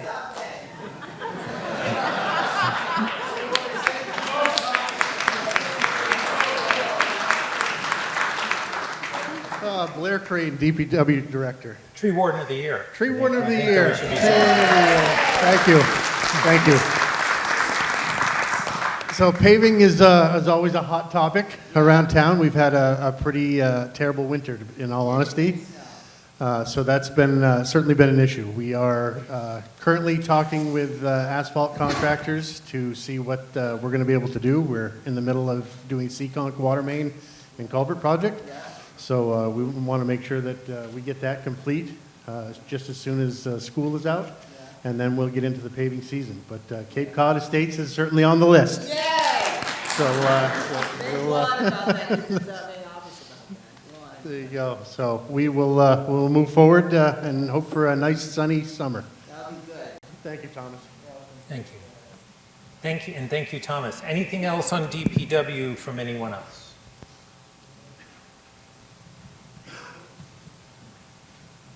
Hi, Tom Klana, 253 Main Street. I have a concern about the intersection of Rockwood Road and Boardman. We have a street light that has been out for quite some time. I have submitted a repair request to Eversource. 3 other people have submitted the same request, and I'm looking for some help there. That's a very dangerous intersection, especially, of course, at night. I myself cannot see the intersection as I approach it, and that light isn't working at all. And as an example, I was able to get a street light fixed on the corner of Sweetland Farm Road and Main Street with one request to Eversource. And within 2 weeks, they came out and fixed that light. So I'm wondering what we can do to fix the street light that's on the corner of Rockwood Road and Boardman. Mr. Crane, if you have anything on that. So I certainly don't want to speak for Eversource, but I do know that they're our liaison from Eversource. They're in the midst of the liaison that we've had is stepping aside, and a new one is coming in, but I will make a phone call tomorrow morning to see if I can rectify that problem. Thank you. Okay, so that is it for the holds. We have a motion on the floor for an appropriation to fund our omnibus budget for $55,159,498. It requires a simple majority vote. All those in favor say aye. Aye. All those opposed, nay. It passes unanimously by my count. As I mentioned in my introductory comments, we are, because it's budgetary related, we are advancing Article 33 for consideration next. Mr. Garrity. Am I okay over here? Wherever you like. All right. I move that the town appropriate the sum of $405,119 from the Town of Norfolk Stabilization Fund established pursuant to General Law of Chapter 40, Section 5B, for the purpose of funding the town's share of the fiscal year 2026 costs associated with the reconstruction of the Tri-County Regional Vocational Technical High School. So I'm not sure, just want to make sure that that's the motion that I have. Yeah, but what stabilization fund is it coming from? No, it's coming from the general stabilization fund. Okay. Yeah, it should be. So It's a I regular just want to make sure stabilization. because I had a different motion.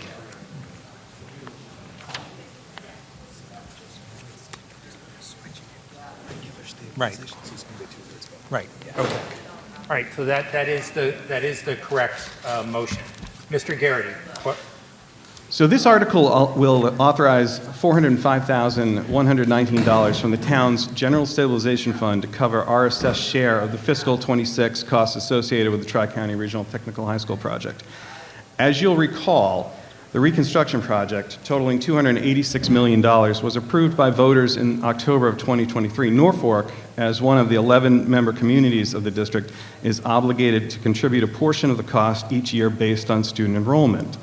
Because the project was not accompanied by a funding source such as a debt exclusion override, the town must cover these annual assessments within the confines of existing revenue sources. For the upcoming fiscal year, the town is proposing utilizing funds in the stabilization fund, a fund established precisely to address extraordinary or unanticipated obligations. The advisory board believes that this is an appropriate and prudent use of the stabilization fund for this fiscal year. However, we also wish to emphasize that drawing on this reserve annually to meet a recurring obligation is not a sustainable long-term strategy. We therefore strongly urge that a more durable and fiscally sound funding mechanism be secured in the near future. Accordingly, the advisory committee supports the adoption of this article in fiscal '26. Thank you, Mr. Garrity. Any questions or comments? Seeing none. This is from our general stabilization fund. We have a number of stabilization funds. Those are kind of our rainy day funds. If it comes from the general stabilization fund, it requires a 2/3 vote. All those in favor, say aye. Aye. All those opposed, nay. It passes unanimously.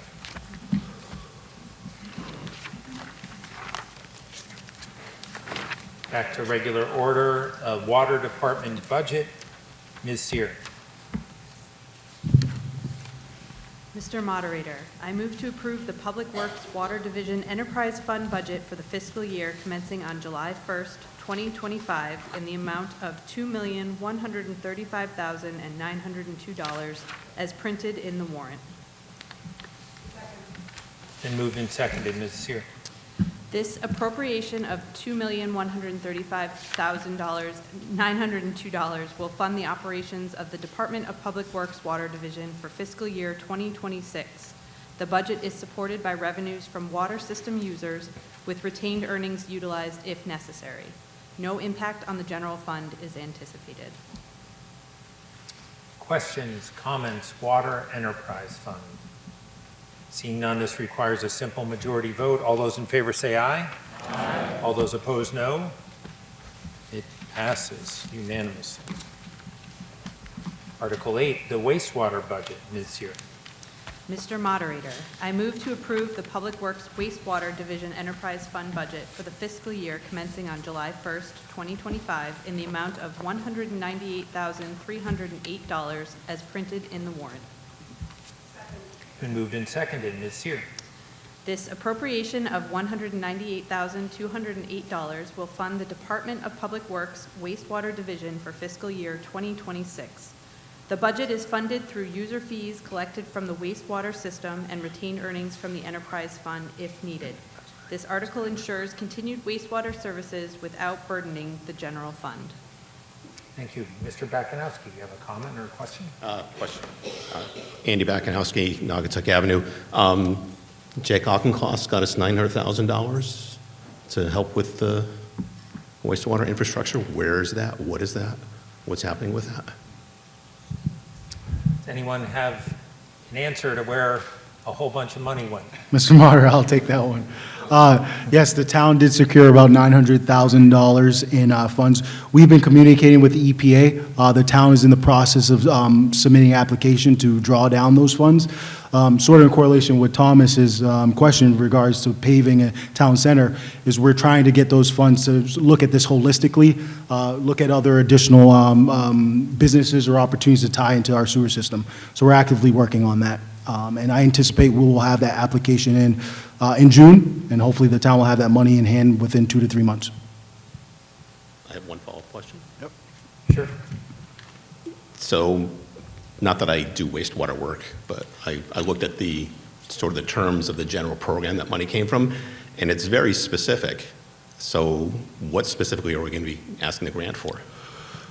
So actually, what we did apply for was very specific, but being prudent and giving ourselves some flexibility, the town submitted an amendment, a technical correction that was approved to allow us to use it for water or wastewater services.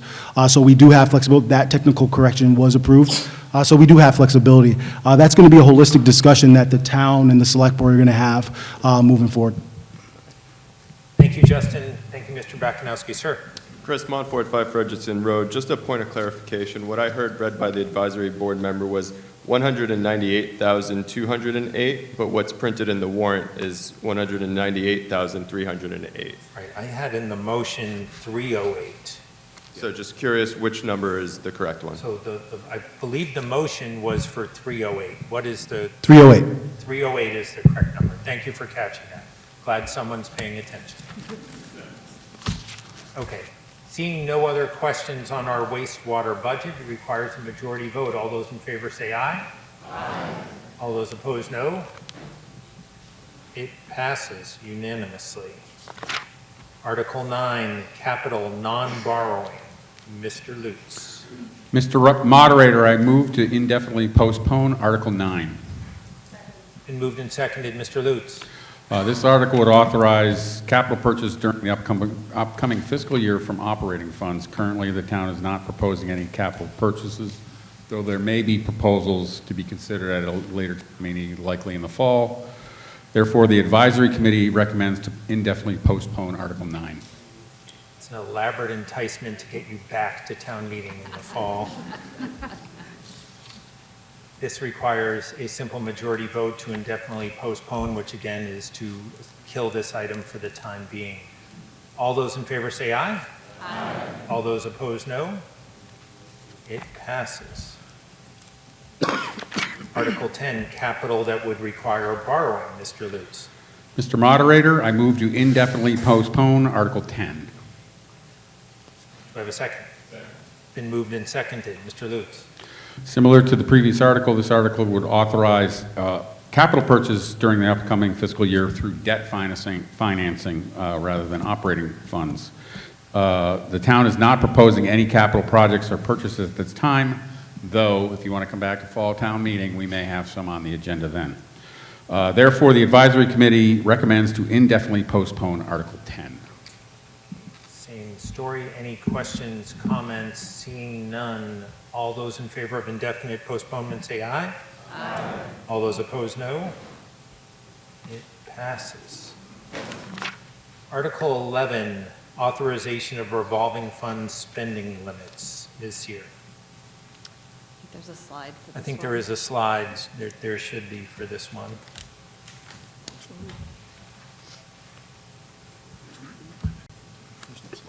We don't have the slide. It says- No, for 11, no slide. It's in the as printed in the motion is as printed on the screen, but we could do That's as in the printed warrant. in the warrant. Yeah. Okay. So if we can just make the motion that. So if you look in your warrant, there's a list, there's a table here of all of our revolving funds. That's what the motion is going to be referring to. Mr. Moderator, I move to approve Article 11 as printed in the warrant. Ms. Seer.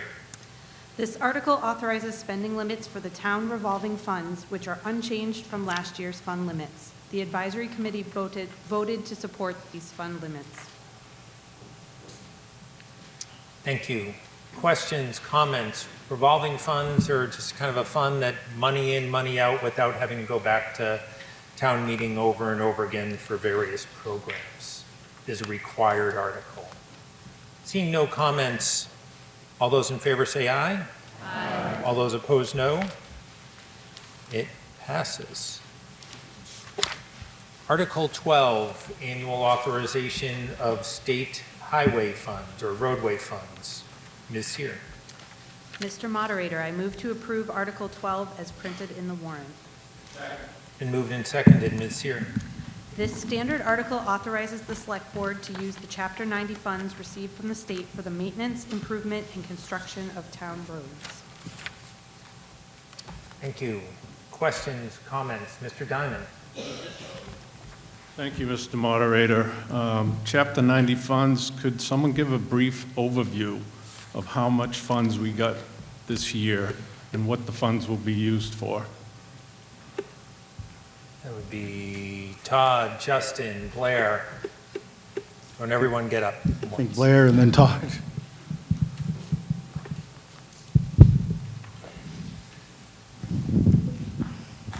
There we go.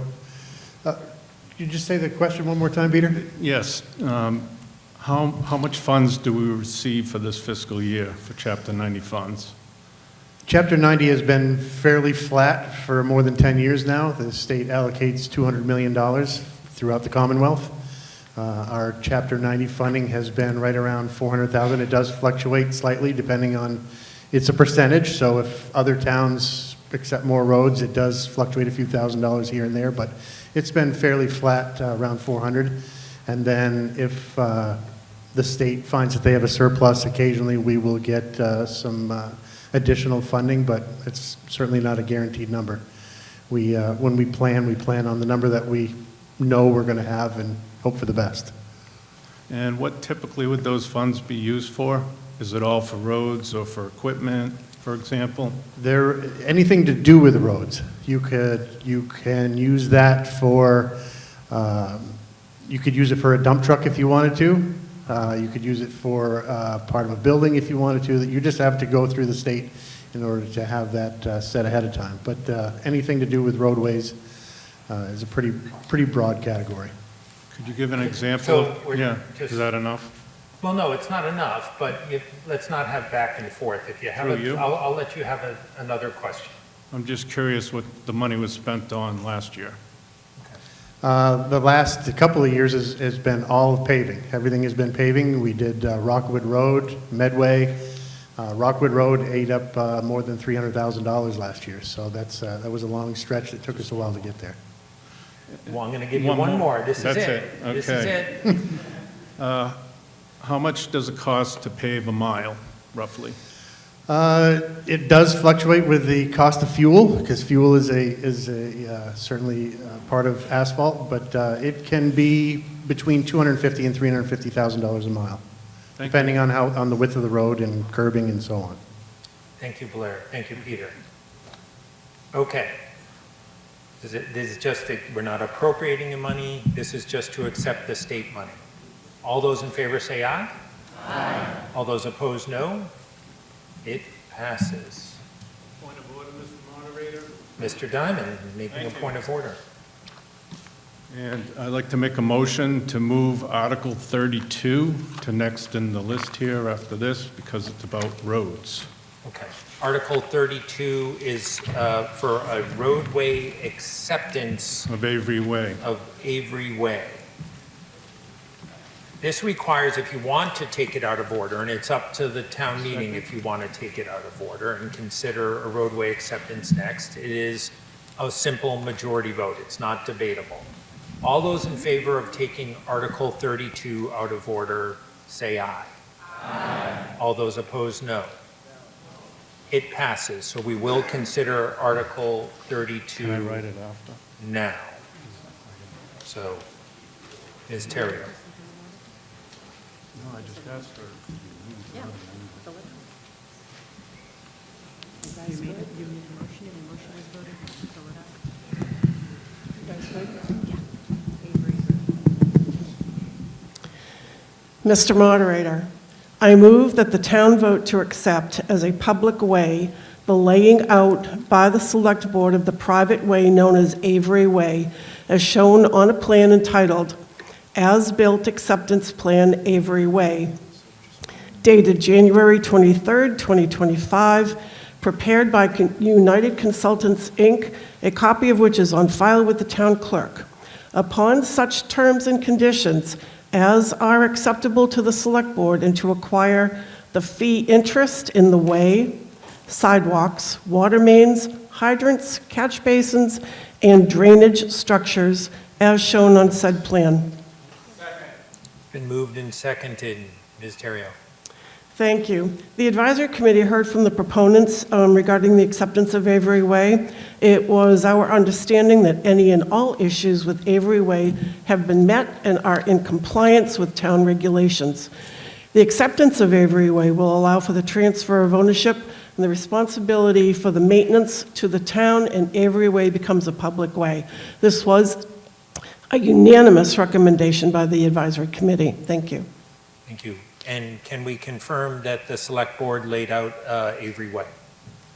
We can. I'm seeing nods over there. Okay. So this is just to accept Avery Way and make it a public way. Requires, Mr. Diamond, you have a comment? Or? Yes. Is it in order to do a motion for indefinite postponement of this article? You are 100% allowed to move for indefinite postponement, if that's what you're... I would like to make that motion, Mr. Moderator. Okay. It's been moved and seconded to indefinitely postpone, which would wipe this off the map if indefinite postponement was approved. Your reasoning? Yes, Mr. Moderator.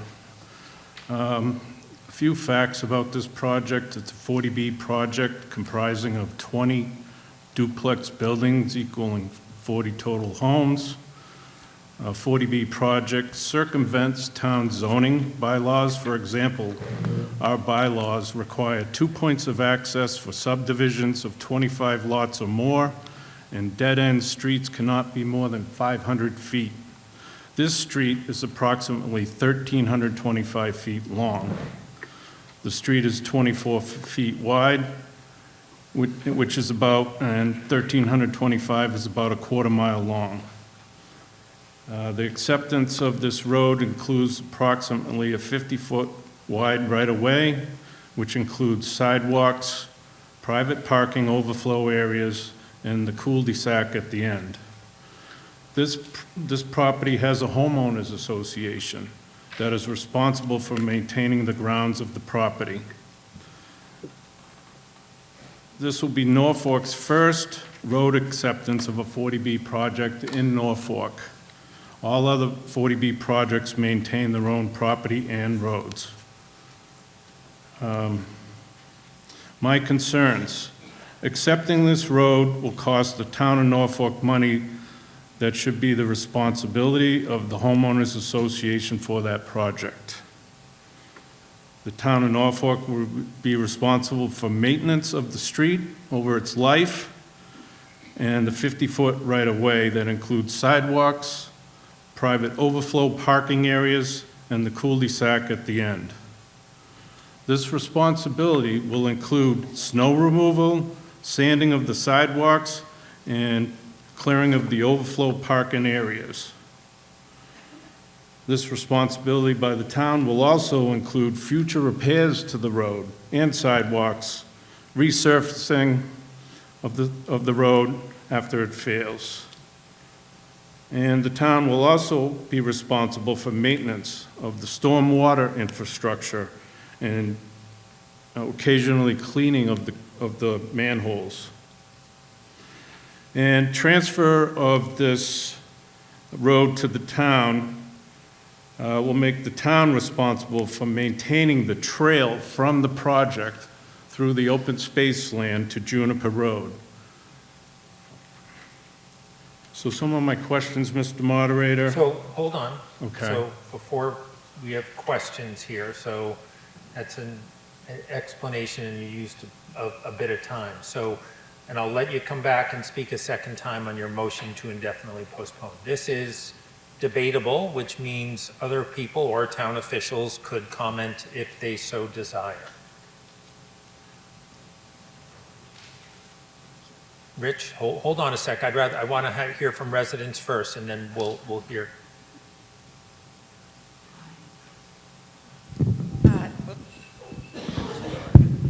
Kim Locke, 23 Avery Way. Just so you're aware, there's 40 homes that are on that property. Only 25% are the 40B. So I'm not sure why you're thinking the whole street is 40B. So I don't know where you're getting that information. So let's talk in favor or not in favor of... Oh, I am in deep favor of being public way. So you are against I am definite against post. his motion Right. to dismiss it for this town meeting, Right, yes. I don't want to have personal debates back and forth. No, I don't either, but I want him to get his numbers right. Okay, I appreciate Thank you. that very much. Thank you. Mr. McCarthy, did you have something on behalf of the planning staff? I do, yes, Mr. Moderator. I do have, Can you introduce yourself? sure, to the- Richard McCarthy, Norfolk Town Planner. It's regarding the acceptance of Avery Way.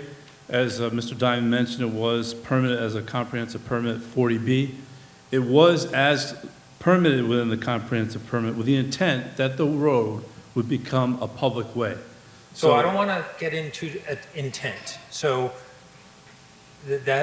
intent of what it may become, that's this body's job. So Okay. if you have a So the- rationale, hold on. Okay. If you have a rationale as to why indefinite postponement is disfavored or favored, then state that. Sure. But I don't want to get into intent. Okay. Why I will say against indefinite postponement is this roadway is not to be maintained by the homeowners association as it was permitted. So it's not permitted design that way, it wasn't marketed that way, so there's no intent that this would be maintained as part of the So, association. again, The responsibility of the association is for the landscaping, the drainage areas, et cetera. So there's a divide between what the maintenance is. Thank you. Any comments or questions? Mr. Lutz, are you commenting on this? I'm hoping someone from the town can confirm or refute Mr. Diamond's statement that the private parking areas, the trail, and some of the non-roadway aspects of this would require to be maintained by the town as a result of this acceptance. So I don't know who is aware of that, if it's, I'm getting a shaking of the head. So I think to Mr. Lutz's point, the roadway certainly would be accepted, but unclear, if shown on that plan, whether or not the driveway or certainly the trail or drainage easements or anything else are on that acceptance plan. If anyone has an answer to that, I'll take it. If someone wants to say something else, then they can say something else. Sir.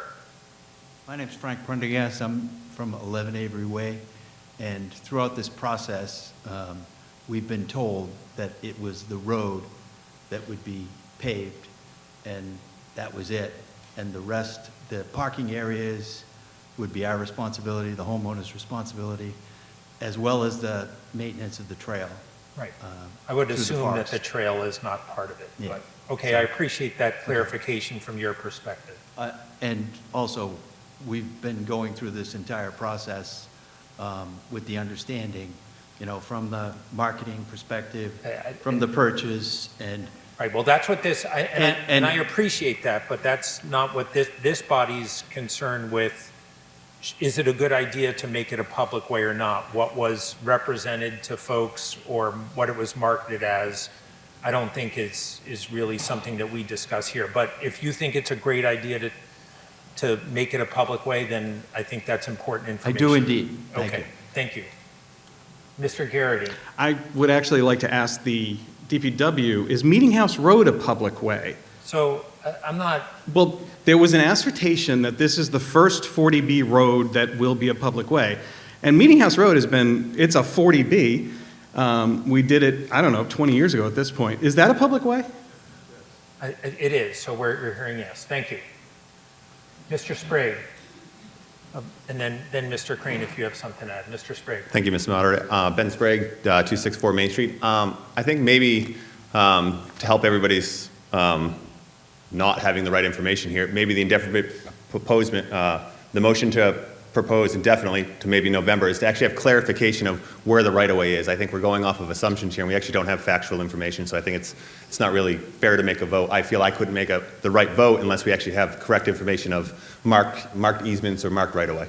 Okay, I think that's a really fair point. If anyone harbors that point, then you would be voting in favor here, and then there's no barrier to bringing it back up in the fall if that was your position, and that's a good point. Mr. Crane, and then we're going to come right back here to this young lady over here. Yeah, I'd just like to add that, I've been out to inspect this. The right-of-way is there. There's obviously town water underneath the roadway. There is drainage, stormwater drainage, and infrastructure underneath the roadway. So regardless of how you feel about the road, the right-of-way is important for the infrastructure that's under the road. So it has been inspected. It is to town acceptable standards, and it could go either way. Meeting House Road is a town road, has been accepted, and there are a number of roads in town that are unaccepted, so it could go either way. Thank you, Mr. Crane. Ma'am. Hi, Luann Pereira. I'm also from 17 Avery Way. Yeah, if you can get just a little closer to the mic. Sure. 17 Avery Way, Luann Pereira.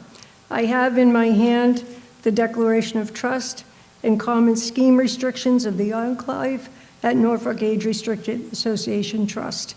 If we can enter this into findings if we need to, or? Yeah, we don't. I mean, we don't take things in evidence in this body, but if there's something in that document that you want to summarize or illustrate your point as to why I assume you're against indefinite postponement, yes, please share with this body, as long as it's relevant to whether or not this is a road that you think is worthy of being accepted. Yeah. It appears as if the approval and the permitting for this project was based on the fact that this would be a road that was a public way. So I'm not trying to be difficult here, because I don't think a permit can do that. So I think what I'd like to hear, if you have a position on this, is whether you think this is worthy of a public way, and what the benefit of that is to you, the town, or the homeowners. I definitely think this is a public way. The members of this community purchased this property knowing that this was the plan to become a public way. It deeply matters to our financial implications, both short-term and long-term. Okay. And so I think we need to move forward. Okay, thank you. I appreciate you. the comment. Mr. Calcutt. Mr. Moderator, it seems that there's an air of doubt being put out there about the process by which these roads are inspected and voted upon to be brought forward at town meeting for approval. Mr. Town Administrator, would you mind just briefly highlighting for town meeting what that process is, the number of bodies that go through review, and who's approved it up until this point? Thank you. I think he may be passing the buck to Town Council Tom Harrington, but I will tell you that there are three main steps to roadway acceptance, and there's kind of an in-between step two. When a developer is finished with the road and they want it to be accepted, or it's a new road, or even if it's an old road, they have to first develop a plan, get the inspections done, usually get the opinion of planning staff or the planning board.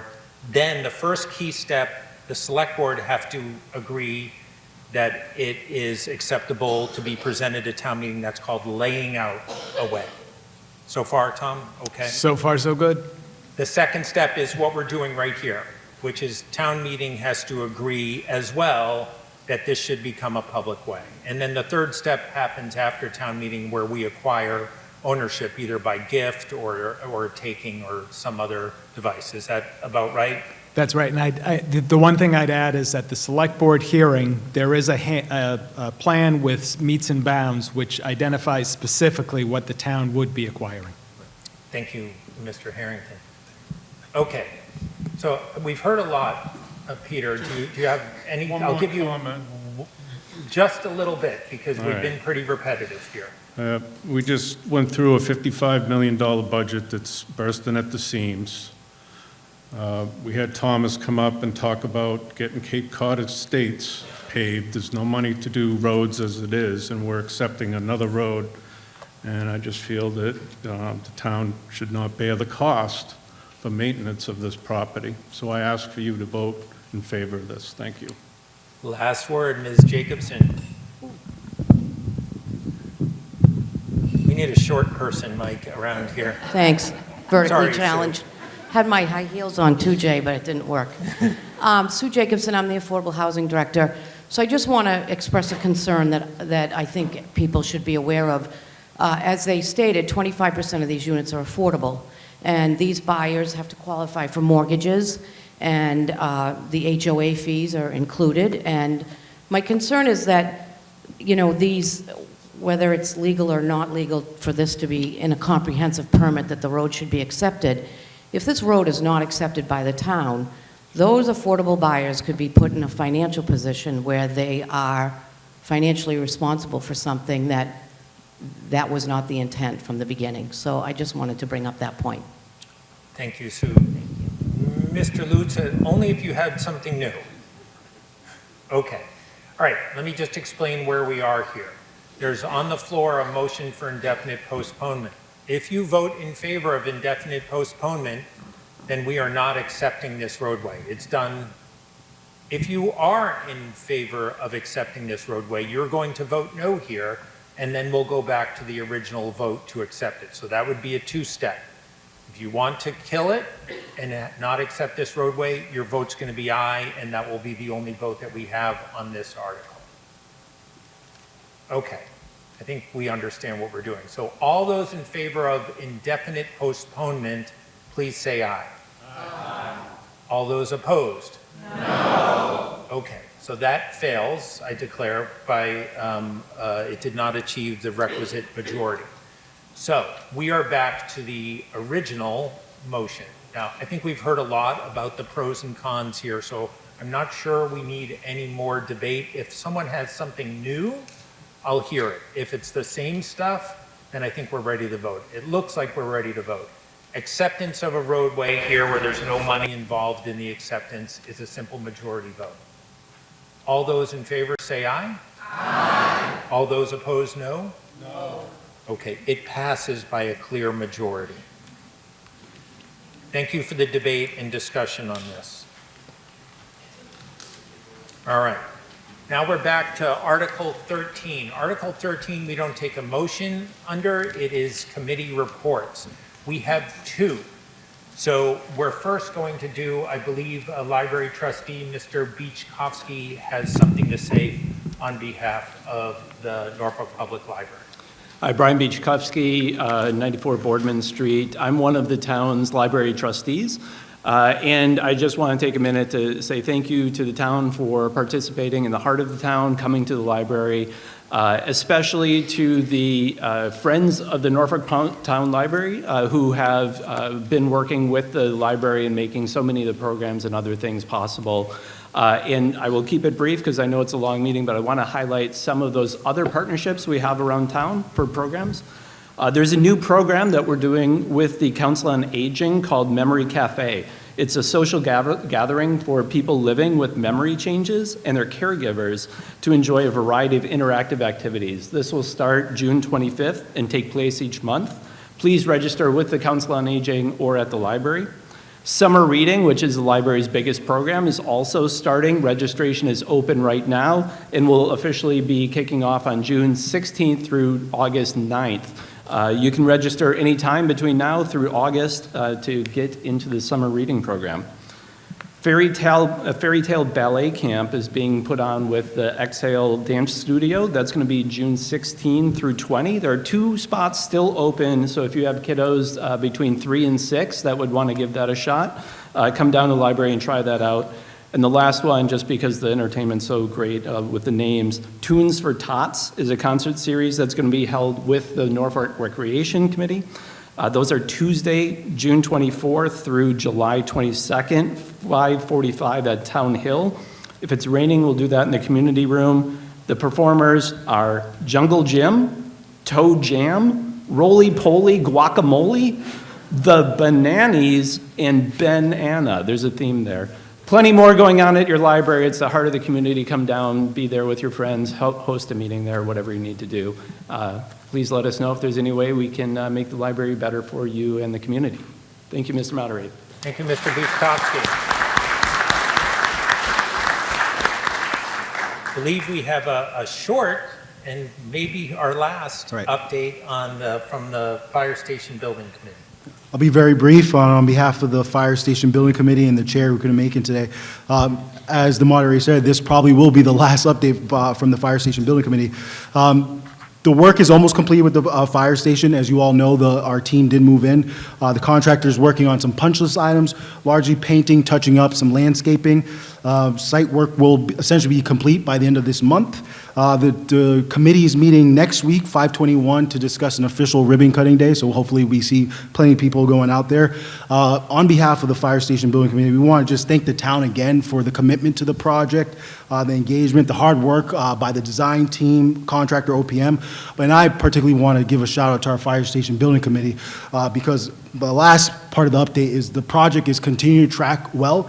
We're anticipating that, we're going to return approximately $1 million back to the town because of the hard work of that Fire Station Building Committee. So we're very proud of that. So good job.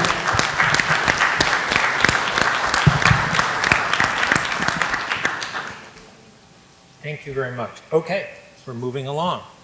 Article 14, Community Preservation Annual Allocations. Mr. G. Mr. Moderator, I move to approve Article 14 as printed in the warrant. Been moved and seconded. Mr. G. This standard annual article reserves funds from the Community Preservation Act revenues equal to the state mandated minimums of 10% for open space, 10% for affordable housing, and 10% for historic resources. The remainder is placed in undesignated funds and can be used for any allowable purpose. Thank you, Mr. G. This is an annual housekeeping article that's required by law. Seeing no one rising for comments or questions? This requires a simple majority vote. All those in favor say aye. Aye. All those opposed, no. It passes. Article 15, Community Preservation Annual Administrative Allocation. Mr. G. Mr. Moderator, I move to approve Article 15 as printed in the warrant. Been moved and seconded. Mr. G. Yep, the purpose of this standard article is to authorize the administrative budget for the Community Preservation Committee at $15,000, which would come from the Community Preservation Fund. This is the same amount that was approved in the prior fiscal year's budget. Thank you, Mr. G. Again, annual expense. Seeing no one rising to question or comment, all those in favor say aye. Aye. All those opposed, no. It passes unanimously. Article 16, Community Preservation Funding for Mirror Lake. Mr. Hurwitz. Oh, Mr. G, you have this one? Yep, I got They switched it up on me. Okay, Mr. G. Mr. Moderator, I move to approve Article 16 as printed in the warrant. It's been moved and seconded. Mr. G. So the advisory committee recommends approval of this article. Mirror Lake, which lies 15% in Norfolk and 85% in Rentham, has been slowly filling in with invasive vegetation and sediment. CPC funds currently pay for periodic weed treatments, but in most areas the lake is only 4 to 6 feet deep with over 15 to 20 feet of soft sediment. Outside consultants suggest the lake is a strong candidate for dredging to restore its previous depth, but state and federal law require a phase 2 sediment analysis before any remediation or dredging can occur, or before any state or federal funding can be appropriated. If a phase 2 analysis moves forward and results are favorable, the plan is for any future remediation to be done with state and or federal funds rather than any additional funding from Norfolk or Rentham. The Friends of Mirror Lake had previously done a phase 1 sediment analysis and has sought to move forward with a more extensive phase 2 study using CPC funds. In November 2024, Rentham approved $207,000 for its 85% share of the cost of the analysis. This article would appropriate $40,000 from Norfolk CPC funds to cover the remainder, which would have to be spent by December 31st, 2026. This request has come before the town in prior town meetings, but the advisory committee had previously recommended postponing the issue until concerns about the town's liability were fully addressed and until Rentham had committed its much larger share of the funds. After additional due diligence and input from the project consultant, the CPC, the Norfolk's conservation agent, the majority of the advisory committee, by a vote of 6 in favor and 2 opposed, supported moving forward with the article. Thank you, Mr. G. I'm informed that there is a few slides and perhaps someone to present them. Is that accurate?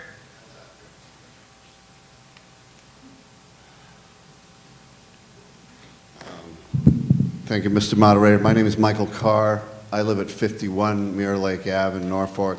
First of all, I wanted to thank everybody up here on the stage and down below for giving us the opportunity just to kind of enhance what was already said. I can't say the numbers any better than that. But, you know, that headline up there, that Mirror Lake is dying, sounds pretty extreme. But it's absolutely true. There's been scientists that we've commissioned that have, if I could just go to the next slide, they call it it's a good one, eutrophication. I think I got that right, Tom? Okay. And as was previously stated, the hard bottom of this lake is all the way down to 30 feet, but only clear water that's left. There's over 20 feet of muck still on top of it, and there's only 2 to 6 feet of actual clear water that's left. So it is dying. Rentham, we're in Norfolk, we're 15% of this lake. Rentham is already funded. They're 85% of this phase 2 feasibility study, and it is but Norfolk has the public beach. Norfolk has the boat ramp. Norfolk has all the little fishing spots that people come to from Norfolk, from Rentham, from Plainville, from all over the place. We get license plates from Rhode Island that are parked on the street, and there's lots of kids and everybody fishing all the time. And as a result, you know, this is a wildlife habitat, as many people know, and it is a recreation area and used by many, many people. If I could just go to the next slide. As I said, we got the boat launch. There's also a dam and causeway, and what we want to do is get this study behind us so the feds and the state can take over. There will be no more economic burden to the town if we can finish this feasibility study. And that's really the goal here, to keep this. This really is a treasure for the town, this lake, and we want to keep it as healthy as possible. And just to show you what could happen if we don't, if we go to the next slide, this is basically what we've already said. To save it, I'll just, in the essence of time, just go to the final slide here. If anybody has been to some of these other areas, a good example, if you go to Target and you go south on Route 1, and you'll see about a half mile south, there's a lake called Turnpike Lake, and it's on either side of the road. And although it doesn't look like that now, today, in another 30 to 45 days, this is a picture taken from last summer of Turnpike Lake. And this is an untreated, uncared for lake that is pretty much dead right now. And it's a mud hole. And as you can see, it's mosquito infested, and it's really difficult. There's a section of Mirror Lake on the northeast side that is called Norfolk Cove, and that was one time, not that long ago, that was a nice beach and a really nice recreation area. So I see some nodding heads here. That looks just as bad as that picture right now. So, and this is not just Mirror Lake, this is a phenomenon that's happening all over the northeastern United States with bodies of water. But we have, we've come so far, and the local community has given everything that they can to do it, and we just need to just pass this one final step. So, but thanks again for hearing me out, and thanks for everybody for attending and allowing me to speak. Thank you. Thank you.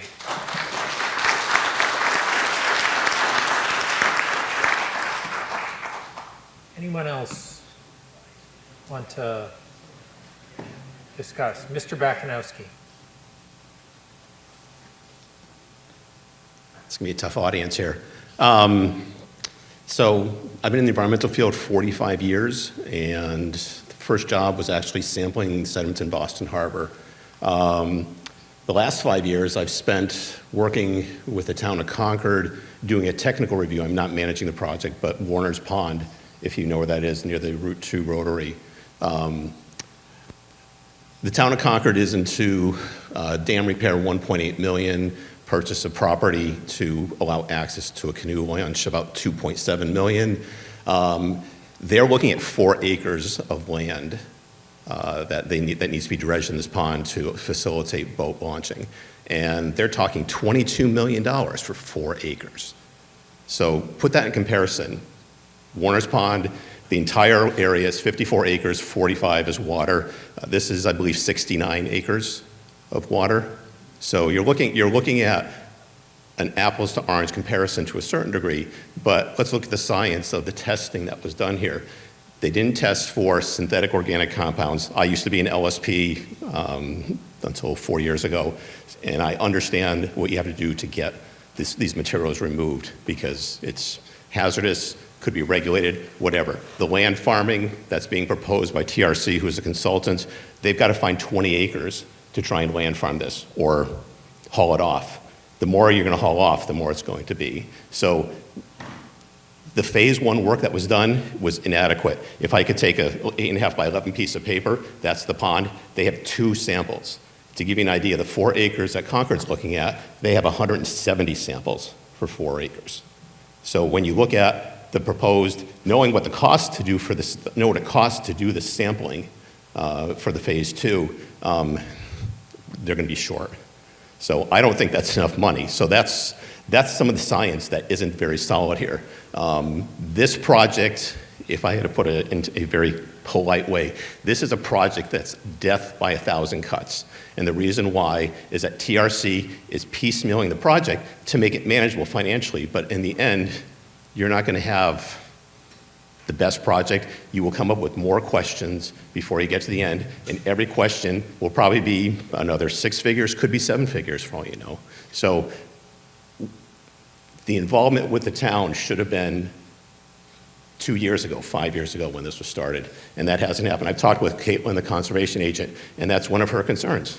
So I'm voting no.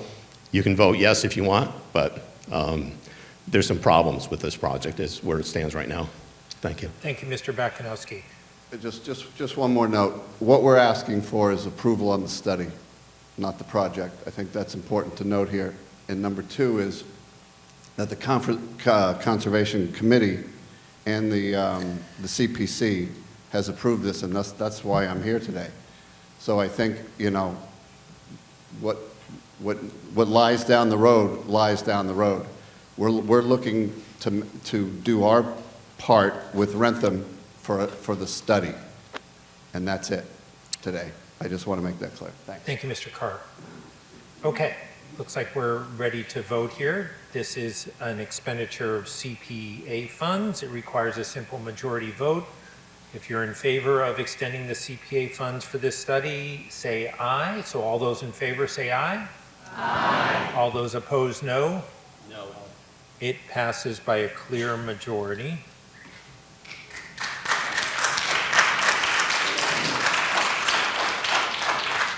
Article 17, another community preservation fund for Campbell Forest. Mr. Moderator, I move to approve Article 17 as printed in the warrant. Been moved and seconded. Mr. Hurwitz. The Advisory Committee recommends approval of this article. The Advisory Committee recommends approving a $45,000 allocation from the Community Preservation Fund's undesignated reserve to support assessment and planning efforts for improvements to the publicly accessible areas and trails of Campbell Town Forest. We have a slide for Campbell Town Forest. There we go. It's a wonderful little space that not a lot of, even though it's right in the center of our town, not a lot of people know that it exists. All right. Any questions, comments on this expenditure for Campbell Town Forest? Seeing no one rising to the mic, this requires a majority vote. All those in favor say aye. Aye. All those opposed, no. No. It passes by a clear majority. Article 18, CPA funds for a playground at Freeman Kennedy, I believe this article is. Mr. Hurwitz. Mr. Moderator, I move to approve Article 18 as printed in the warrant. Been moved and seconded. Mr. Hurwitz. The Advisory Committee recommends approval of this article. The Advisory Committee unanimously recommends approving a $55,000 allocation from the Community Preservation Fund's Open Space Reserve for resurfacing the playground at the Freeman Kennedy School. The existing surface has reached the end of its useful life, and the proposed improvements are intended to enhance both safety and usability. Thank you. I believe we had, a couple of slides. Was there someone that was going to present these slides, or are we just going to not?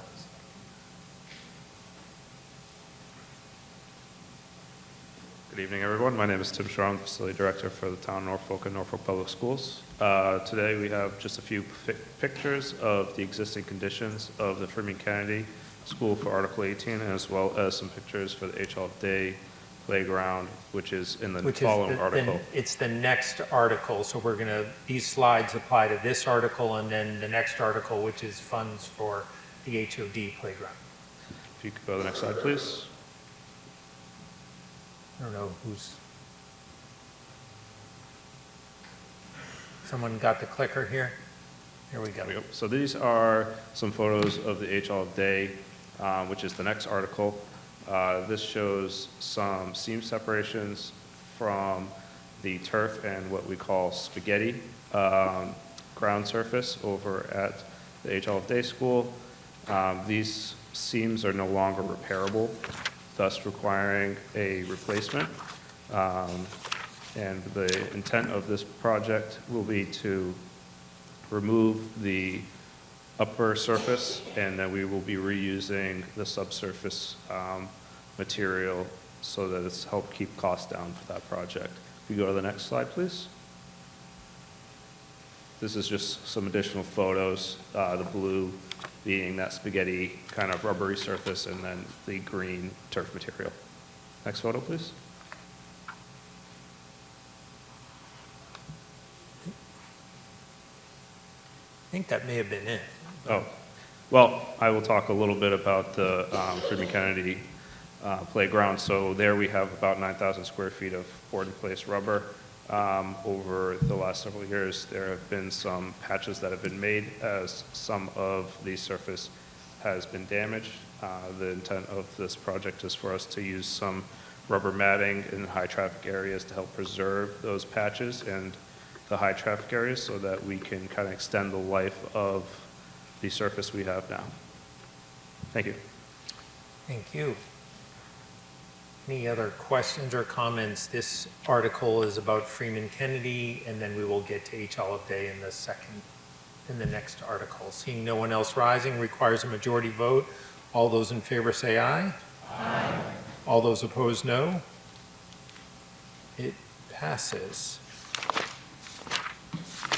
Article 19, Playground Funds from Community Preservation for H. Olive Day. Mr. Hurwitz. Mr. Moderator, I move to approve Article 19 as printed in the warrant. Been moved and seconded.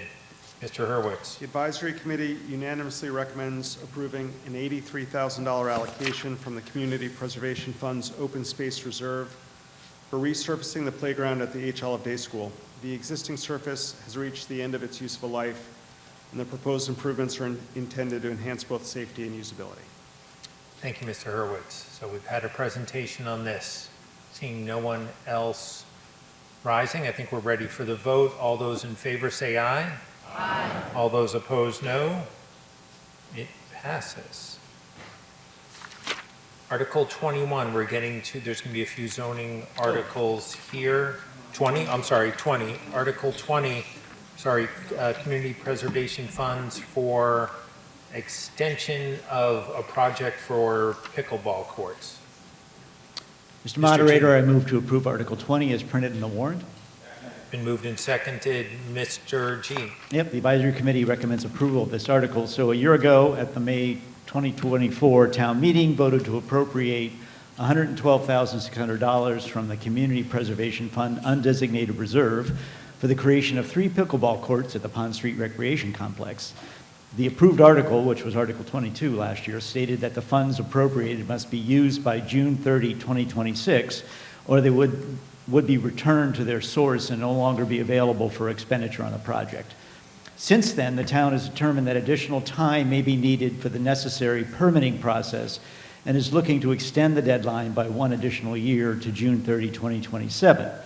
A majority of the advisory committee, 5 in favor to 3 against, voted to support the extension to ensure the success of an already approved and anticipated recreation project.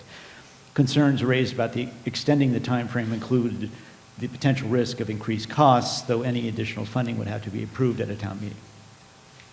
Okay, so no new funds here, just an extension. Anyone that wants to speak or comment on this article? Sir?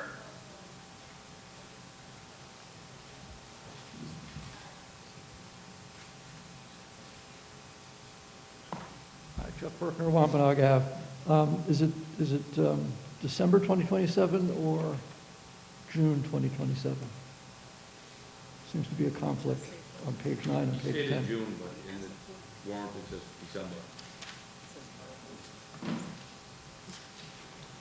December. I believe the warrant article is for an extension to December 31st, 2027. Okay, thanks. Seeing no further comment or questions, all those in favor say aye. Aye. All those opposed, no. No. It passes by a clear majority. Article 21 is a zoning article for an accessory dwelling unit bylaw. Mr. Calco. No? So who is making? Is 21 out of order? Because I have 34 next. No, 34 is going after 26.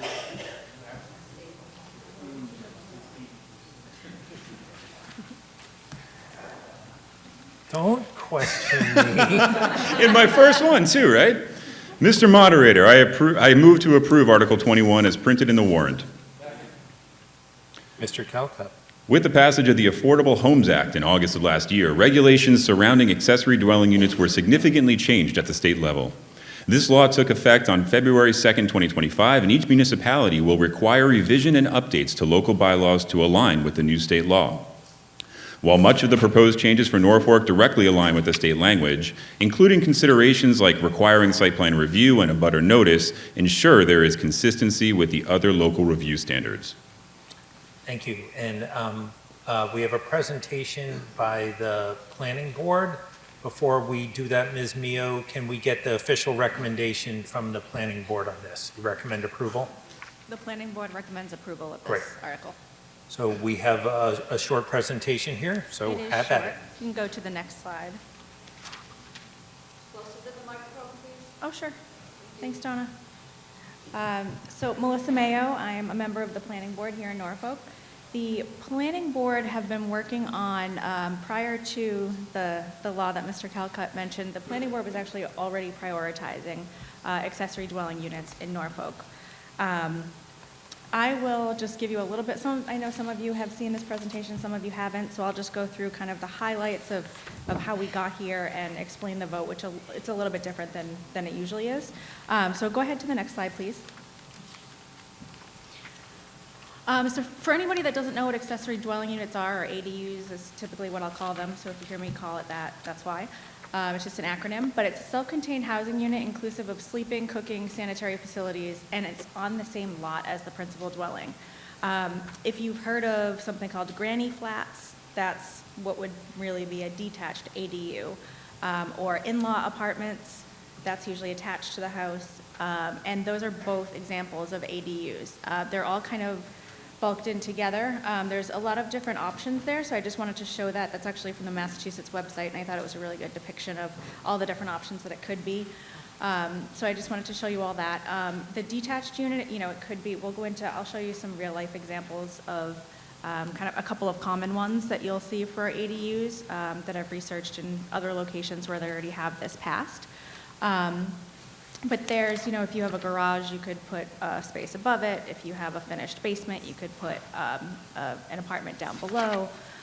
You could partition off a piece of your home if you have extra space, as long as it has its own entryway. So lots of different options. And then if you want to see, go to the next slide, please, and I'll show you some real life examples. So the detached ADU, or what was really known as a granny flat, if you will, kind of bad marketing, but that's the upper left-hand there, so that's about 800 square feet. I'll go into all the requirements and square footage in a minute, but just so that you know, that's 800 square feet, which you might need to reference again in a moment. The garage conversion is also a pretty popular one for, if you have parents move in, you have adult children, that's a pretty popular one to have. If you already have a garage and you have space above it, that's either, a fun room from when you had teenagers, or maybe it's just not used or not finished. You could make a space above that. And then just basement conversion. I mean, the easiest, I think, would be a walkout basement. But it could be done in other ways as well, as long as you have your own egress. And, okay, next slide. So to give a little bit of background, and what I was saying before when I mentioned Mr. Calcutt was talking about the law, and we had actually already prioritized this on the planning board, we finished up the master plan for the town of Norfolk, which was about a 1.5-year process. We finished it up last summer, and coming out of that, we heard a lot of things, but one of the priorities was really around housing and housing affordability. And so we heard that there was a lack of downsize housing options at an affordable price. We have we have over 55 communities here. I'm not sure if you're aware of the prices. They're not low prices. Not exactly affordable, plus an HOA fee, plus the taxes that we all pay that we know are, pretty high. We heard about that in the master plan as well. And then the seniors want to remain in their homes, but they're concerned about affordability. And then young adult children are staying at home longer. The apartments, whether it's around here, Boston, anywhere in Massachusetts really, you can see the prices are pretty high. I mean, around here even, you can find a one-bedroom for $2,800.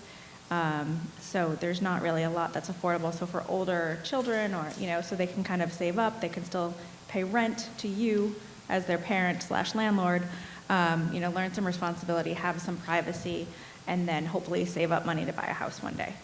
And then while we were working on that, around the same time actually, we found out that this was also a priority for the state of Massachusetts, because this is not just an issue in Norfolk. It's a complete, right across Massachusetts, affordability is an issue for housing, which is probably not a surprise to anybody here. So in August 2024, accessory dwelling units were added to the Affordable Homes Act. And then from there, we started, digging into that. What are the requirements? They changed a couple of times. So if you did see any of the planning board meetings, we were trying to figure out what exactly the requirements were going to be when they were finalized. Now they have been, so that's why we're here. And we do have the option, although we have the very specific requirements from the state, we do have the option to adopt additional bylaws above and beyond what the state provided. There's not a lot that we would really want to do in addition, but there are a few that we thought maybe the residents would appreciate as potential safeguards, we'll call it. And we'll go into those in a moment. If you want to go to the next slide, please. The benefits, I'll just tell you for, everything that I mentioned before for, that we heard in the master plan, essentially this addresses all of them, which is why we were prioritizing it. So lower cost housing alternatives for people to remain in town, but also, if you have a parent that's out of town and they want to be close to you, or they're getting older, they could move into the ADU in your house at your, on your property. Additional rental income. So this was something that, again, with when folks are getting older, maybe they have, you want to have somebody that lives near you, whether it could be a niece, could be a nephew, somebody that's going to take care of you. And you could have additional rental income for that if you're charging them. That, obviously that's up to the homeowner. But that could help to offset the maintenance costs and all the homeowner costs that we all incur. And then accessible housing for seniors. If I know a lot of the houses in town, they're colonials, so they have stairs, and a lot of seniors have to get the chairs that go up the stairs, and they have to get themselves on and off if they don't have somebody living with them. So this could provide support to them so that they could actually have just a single floor home and have everything built from scratch the way that they need it. And then we also, and I don't know if you guys talk to the employees around town as much as I do, but a lot of them live in Rhode Island. And so this would actually potentially provide some housing for local employees so they could live here and not, travel 45 minutes. And we could retain the employees around here in Norfolk. And next slide, please. This is how the state defines, this is just high level, of course, in any legislation, it's very long, but high level. This is the requirements for the accessory dwelling units that we must adopt. So I already mentioned what the definition is. One ADU by right, so that means that we can't require a special permit, we can't make it more difficult for somebody that wants to add an ADU to their backyard. So it's not restrictive, and it's just one ADU by right. We have we have all of our bylaws already in place to support that. And then 900 square feet or 50% of the gross floor area of the principal dwelling, whichever is smaller. So it could be a maximum of 900 square feet, and again, that could be any of those configurations that I showed you before.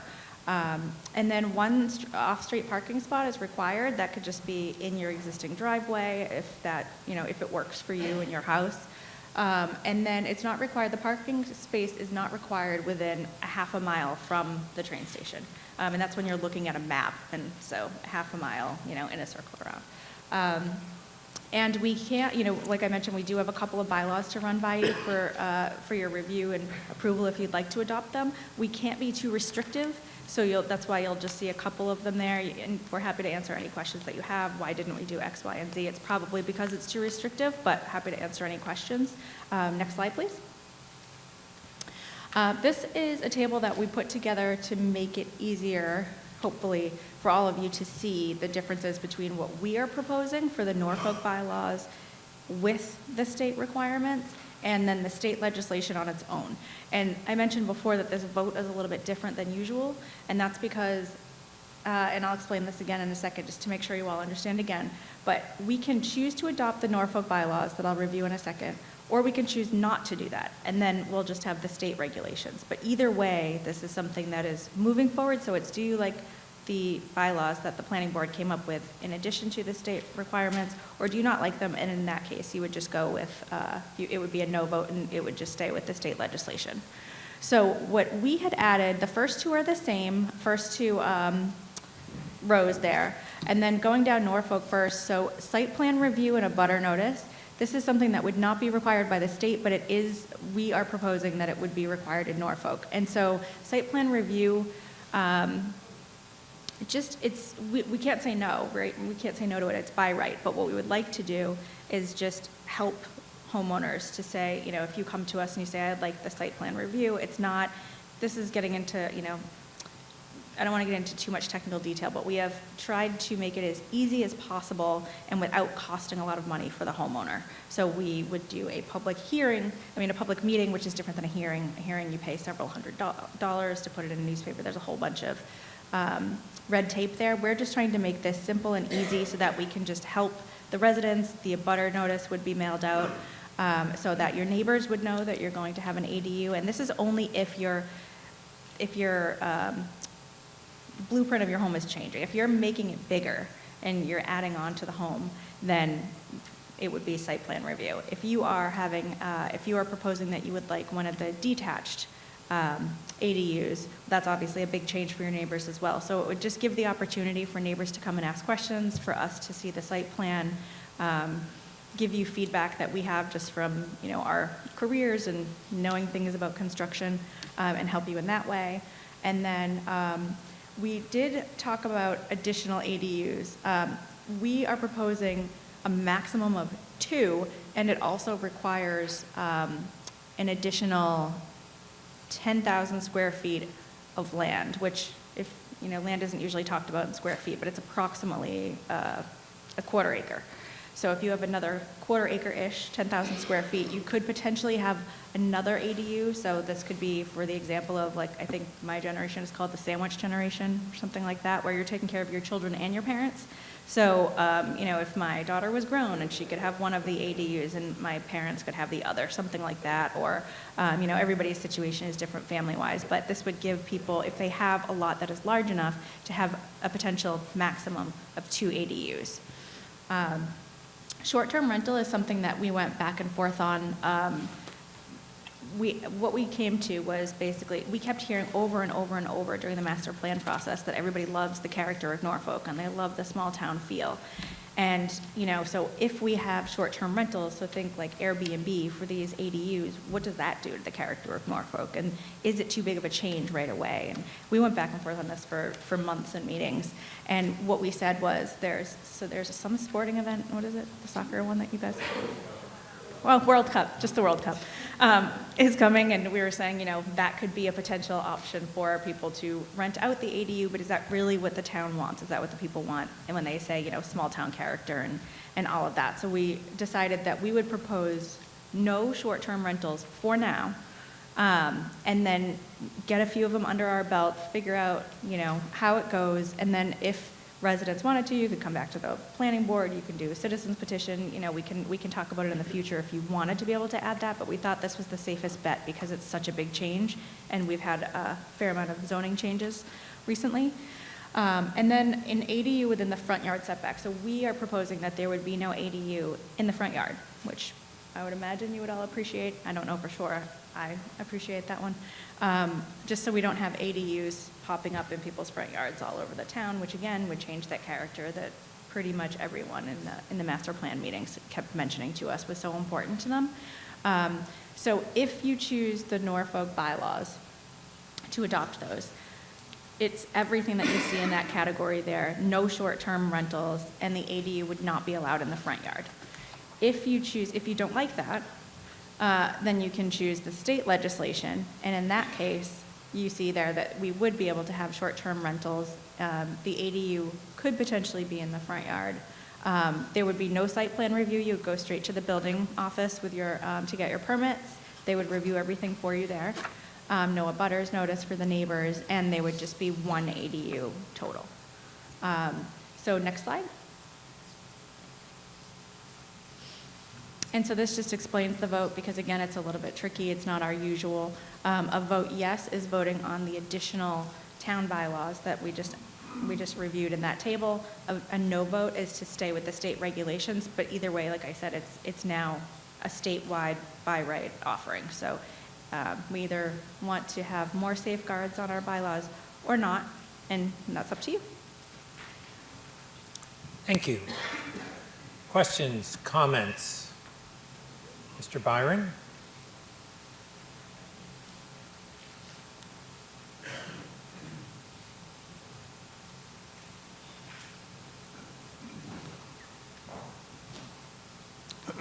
Walter Byron, 80 Fruit Street.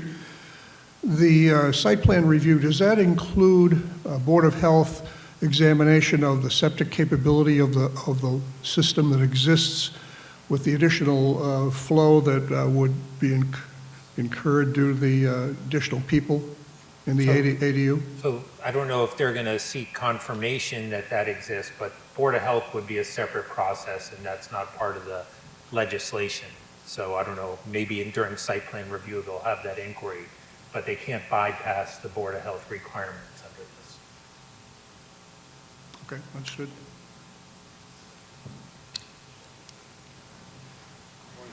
Mr. Diamond. On the site plan review, how much will it cost and how long will the process take? Anyone want to imagine that could be variable on the time, but if anyone wants to give a ballpark. The cost in terms of the... You should go with application fee. Application fee? They haven't established the fee yet, but it's proposed to be $500 for filing fee for one unit and $2,000 for if you were to apply for two for special permit. The application filing fee. Any estimate whether this would be a one night or it could be variable for how many nights it could take at a site plan review meeting? It could be done in one night. Usually, like anything with permitting, quality in means quicker out, so depends if the information is put together well on the plan and there aren't missing elements of that. The planning board has designed this so that it's a public meeting, so there's not a public hearing process, so you can get to and on the agenda much quicker as opposed to try to do it, as you know, in terms of advertisement in the paper and so forth. So, thank you, Mr. McCarthy. Sir. Hello, I'm Joseph Marson from 20 Shear Street. I have a question about front yard. Is it just prevented you from building ADU if people could see the front yard, if you have woods in front of it, where people can't see your front yard? Could you then build an ADU in front of your house, even though it's not visible from the road? And second, is building next to your house considered front yard if there's enough space to the right or left of your house? Would that be considered a change to your front yard, since it's technically not in front, but still changes the view from the road? I'll let Mr. McCarthy answer. I believe the requirement is that the ADU can't be further forward in the front yard than the main dwelling. But if Mr. McCarthy has anything else to add there. That was right. And it doesn't affect the side yard is a different item. Mr. Monfort? So the front yard setback, I believe, is 50 feet. So as long as it's behind that 50 feet, it could technically be in front of the main property. Are you sure that's what it says? That's not what it says. All right, just to clarify, side to side, 50 feet, that rectangle is the front yard. That's the required front yard, but the provision with the bylaw drafted by the planning board says not in front of the home. Right. So it goes beyond the required front yard. Right. Okay. Thank you. Next question, comment. All right, on these short-term rental restrictions and the ADU no front yard, are we reasonably confident that if we should pass this, that the state's not going to come back and say, oh, no, you can't do that? So I'm going to ask for confirmation from town council as to the no short-term rentals. That's something that the state says we can do. I think the jury's out with the Attorney General on whether or not we can have the front yard restriction. We're all going through a lot of opinions, but Mr. Harrington, if you can maybe add some color to that.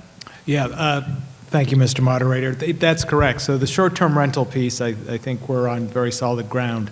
We're just starting to see decisions on the front yard restriction, and I suspect we may get a little fine-tuning on our bylaw from the Attorney General, but we won't know until we submit it. Thank you. Okay. Seeing no one else getting up, this is a unique zoning bylaw that was passed by a very specific act, so it is only a simple majority vote. All those in favor say aye. Aye. All those opposed, no. No.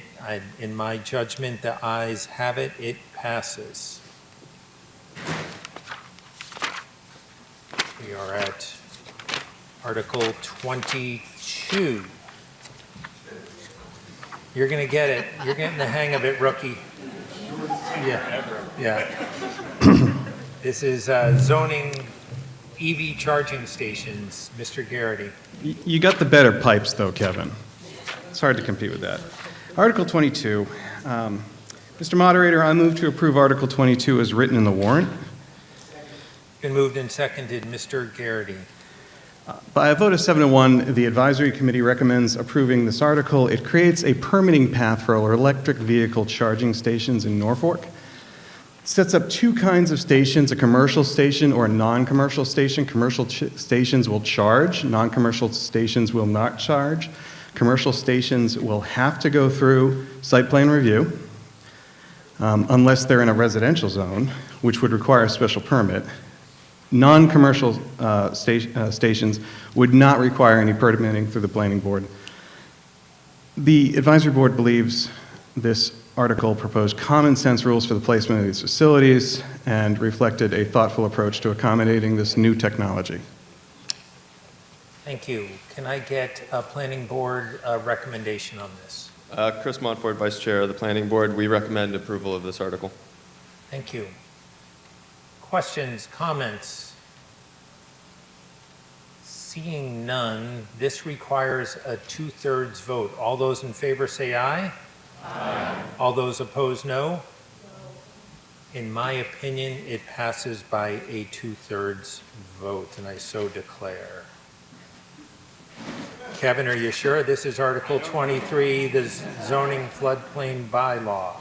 I think it's you. Sure. Sure. You have a point of order? Point of order. I'd like to move Article 34 to our next article we discussed before the lake goes on, because it kind of has something to do with everything we've been talking about. So I think that's more. We are just a few away, but it's a legitimate motion if you want to make it, Ben. I'd like to make that motion. Okay, so there's a motion to advance Article 34, which is a zoning bylaw, to discuss right now. It's non-debatable, requires a majority vote. All those in favor say aye. Aye. All those opposed, no. That is approved. So I think, see, you're already standing up. Thank you, Ben. Okay, so we're switching to Article 34, which is an amendment to a bylaw you passed last year regarding the MBTA zoning initiative. So, Mr. Calcutt. Mr. Moderator, I have moved to approve the amendments to the zoning bylaw and zoning map as printed in the Article 34 of the warrant. Second. Been moved and seconded. Mr. Calcutt. Following the local adoption of the proposed MBTA Communities Overlay District in 2024, the town approved 2 districts, one in Town Center and another in Pondville, to be leveraged for required zoning compliance. With the proposal of the new 200-unit 40B project partially within the Pondville Overlay District, a strategic opportunity arose to extend the overlay district to include all proposed parcels of that 40B to offer an alternative that would reduce the scale of the project as proposed. While the decision to go 40B or MBTA zoning will reside solely with the development group, offering alternatives only improves the town's position in the planning process. Thank you, Mr. Calcutt. Can I get a recommendation from the planning board? Mr. Sullivan. Mr. Moderator, the planning board recommends this. Thank you. Questions, comments? You shouldn't have sat right in the middle, Ben. Come on down. I know there's some slides that were handed out. Can we go to the slide where they do the comparables, please? Yeah, actually, yeah, I apologize for that. Gary, do you have, who is presenting the slides here? Thank you for the reminder. That's me. And while we're waiting, the Celtics won tonight handily, so. Well, it's good we're clapping. I had so much fun talking about MBTA zoning. Last May, I figured we'd do it again. Can we go to the next slide? I'm going to keep this pretty short. What we're proposing here is an option for the developer of Pondville Crossing to have on their plate to try to sway them to potentially use MBTA zoning instead of 40B.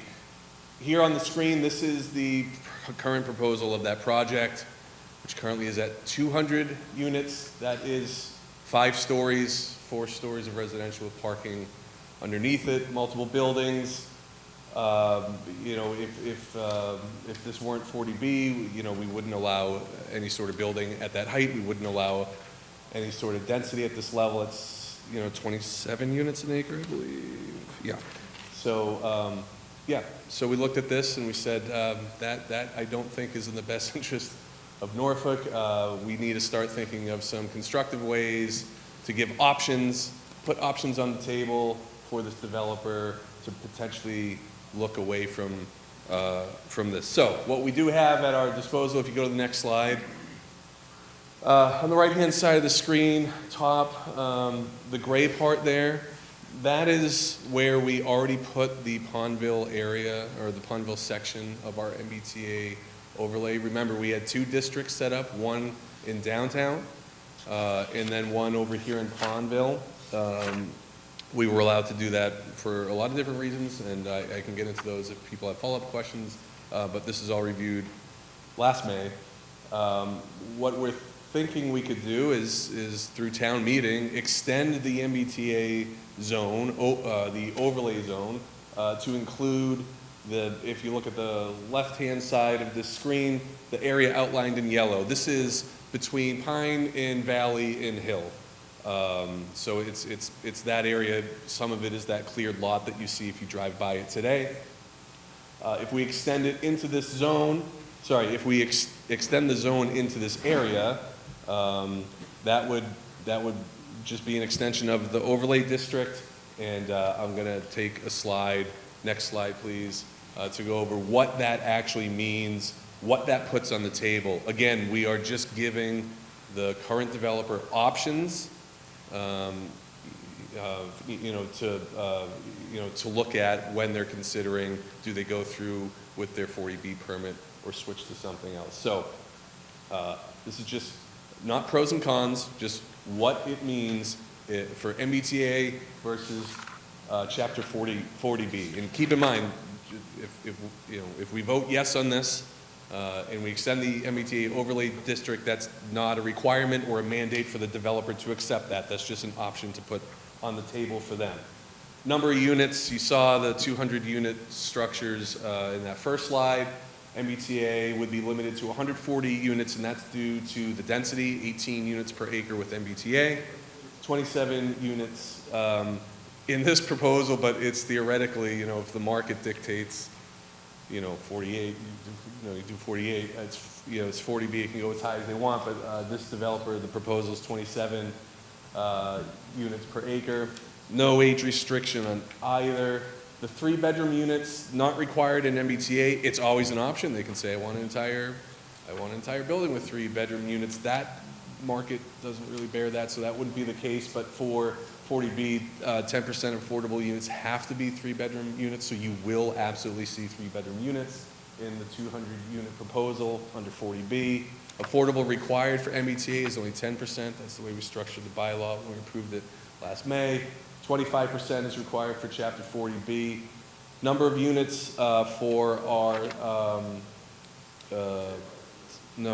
subsidized housing inventory. Thank you. I was almost going to say safe harbor. You almost got me. For MBTA would be, because of the 140 units and the 10% affordability, that only gives us 14 units in our affordable housing inventory. Chapter 40B is a theoretical, kind of want an asterisk on that 200. It's a theoretical 200, and there's some reasons for that. It has to deal with timing, when occupancy permits are issued, et cetera. I know there's people in the audience that would love to go through the specifics of that, if given the chance.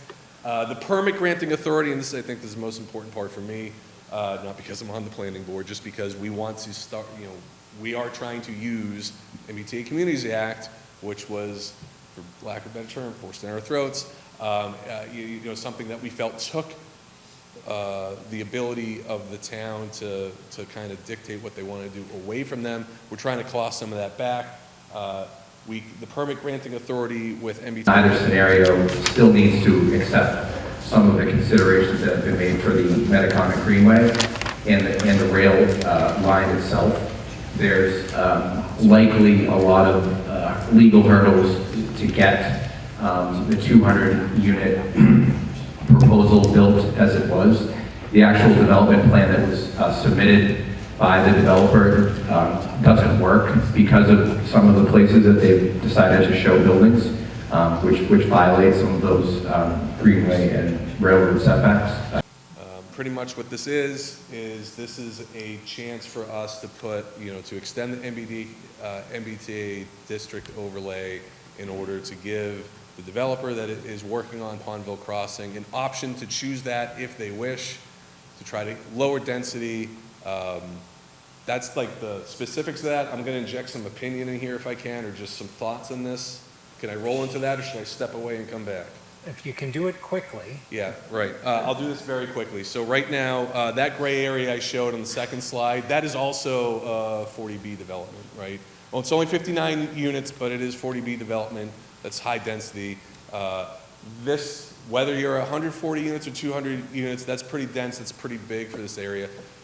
For those of you that have ever driven or tried to drive on Hill Street, or tried to get out of Valley, or tried to get out of Everett, right?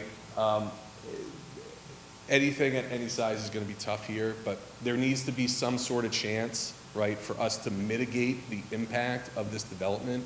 And I think in that sense, 140 units is a lot better, in my opinion, than 200 units. This is the same reason we were trying And I believe the select board voted on this end of last month, but, exercise first right of refusal on the property at Everett and Pine, just because we need to give Pondville some breathing room.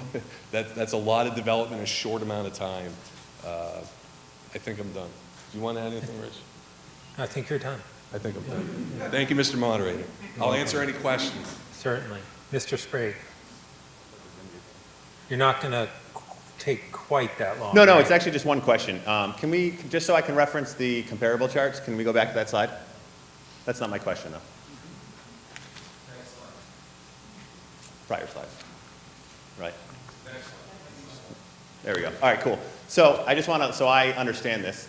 Looking at it for this, so the number of units towards SHI is 14, but versus 200. Based on state regulations, we need 10% of our housing to be part of Affordable Housing Act, correct? If we do this as a 200 unit, are we one and done? Like, does this make it so we all of a sudden make state requirements and we don't have to worry about any more 40Bs coming in the town? It's something the town has a chance of standing up against. So I guess that's my question. Does that satisfy the state's need for our 40B housing? So we're one and done.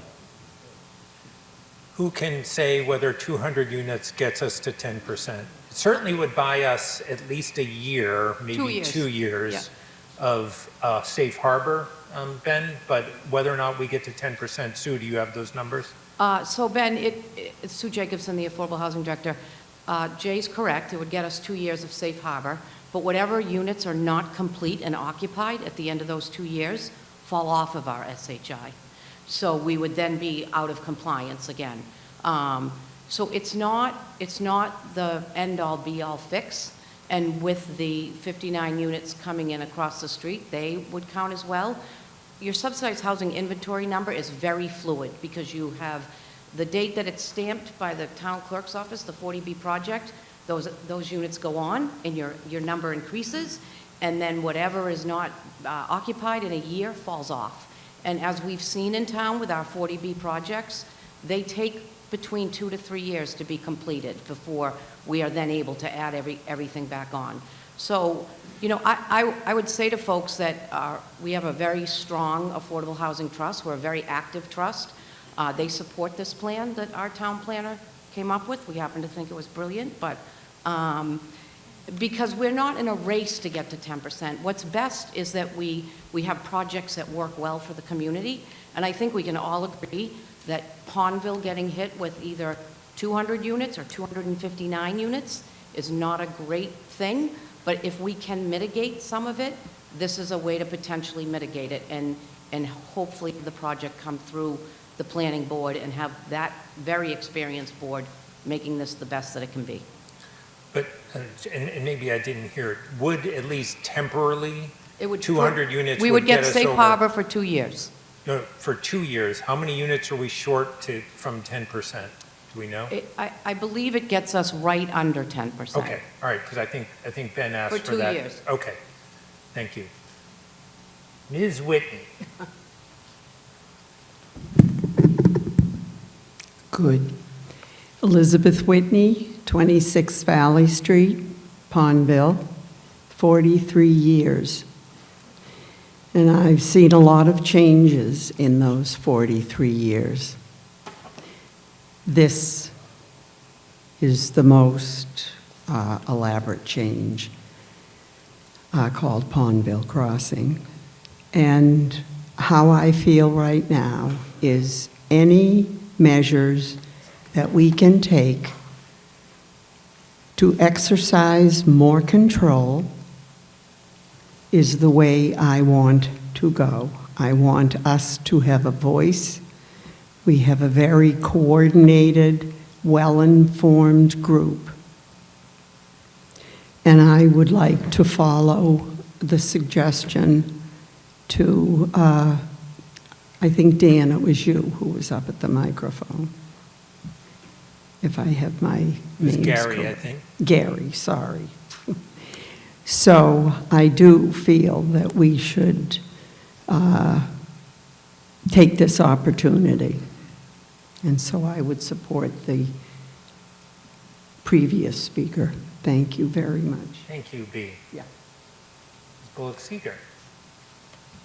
Thank you, Mr. Moderator. Lucy Bullock, Seeker, 8 King Philip Trail. I think this is a good idea and commend the planning board for thinking about this and town planner as well. I just have a question about giving them a choice. What is the likelihood that the developers would actually choose the MBTA version? Do we have any insight into that?